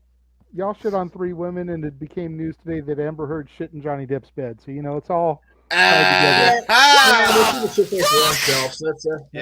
If Renegade wasn't going to say that, I was. So there we go. Say that. Hey, Mike, you can say that and so much more on Thursday night when Stud Boy Rants returns to the airwaves. May God have mercy on our souls. And for the God Almighty. just to add to that, at least you don't have Will Smith's situation where Jada Pinkett Smith is divorcing him for money. That's happening. Oh my gosh! Yeah, that'll be talked about. Well, I mean, to be fair, both their careers are pretty much did anyway, so it kind of is what it is.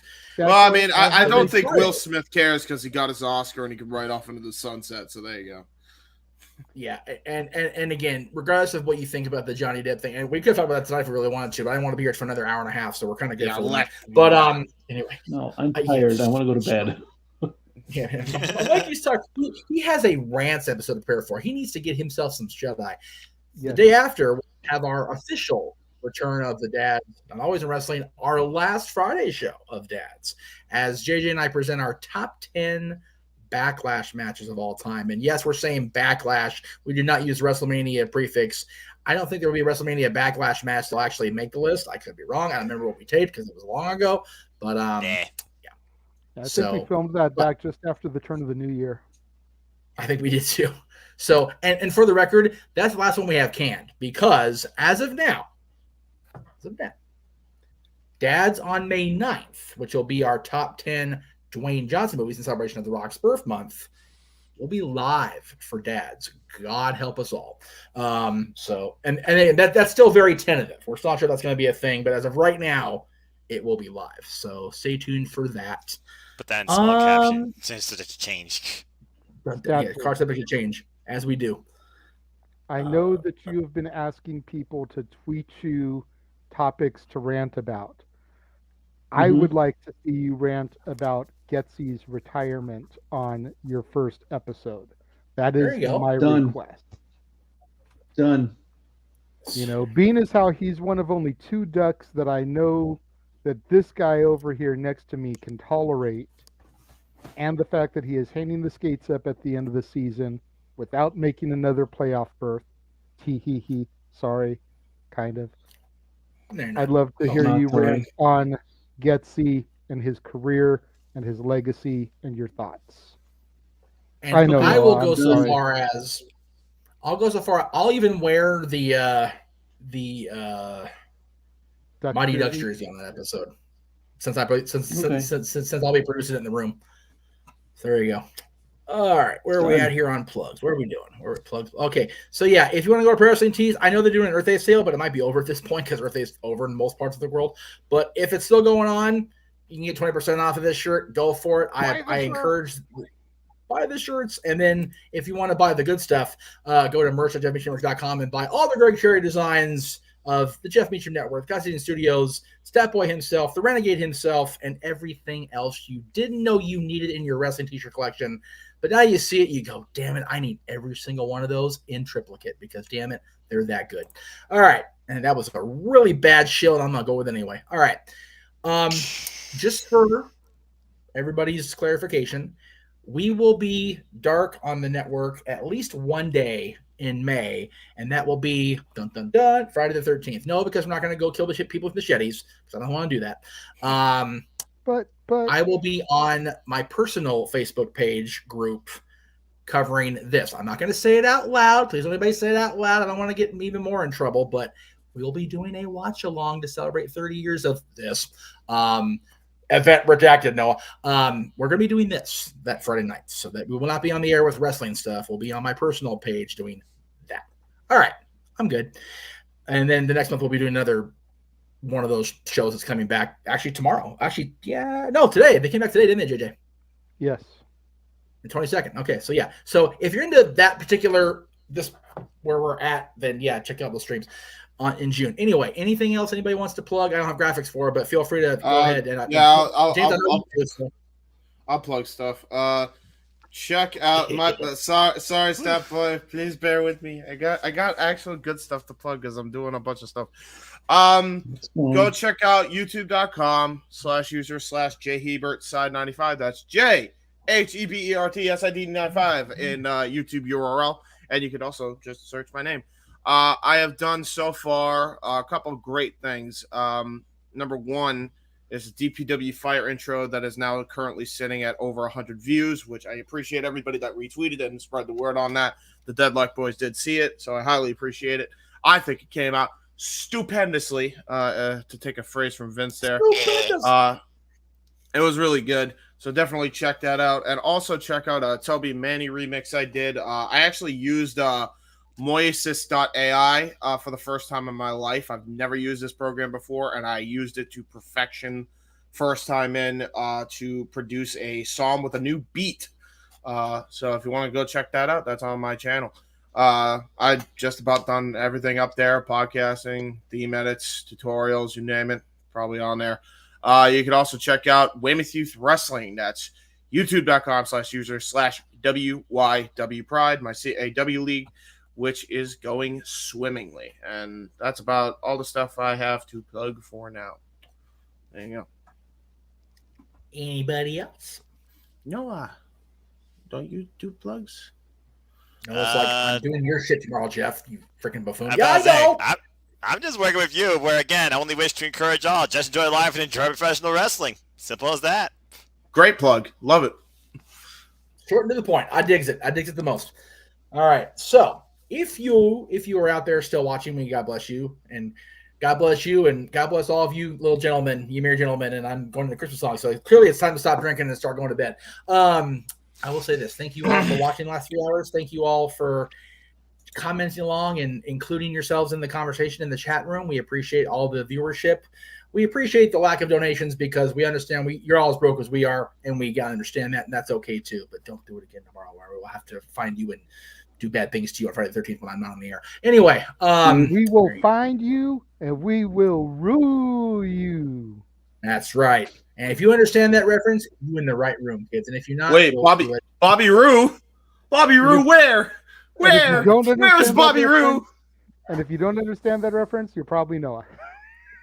No, you probably saw that one. Longer glorious. Don't you bring that up. You want me to rant about what my NXT used to? No, we are done here for the night. I swear, James. It wasn't about NXT. It was actually about Ready to Rumble, y'all. But damn, we gotta get nasty. I just heard we all get crazy. I just heard Roode, and so I went. He's not even called Bobby Roode anymore. All right, come on, close this thing out. Are you okay? Noah, do you need to talk? Do I need to? Noah, I'll be your therapist. How does that make you feel? Not my NXT. God damn it. Go ahead. Noah said to close it out. I don't want to have angry commentator on my hands. I'm going to close this shit out, dog. Mikey's doing sign language with a hood over his head. He is a white guy wearing a hood doing sign language. I need to stop this show now. Okay. Good night, everybody. Oh, shit. We'll see y'all tomorrow night. Good night.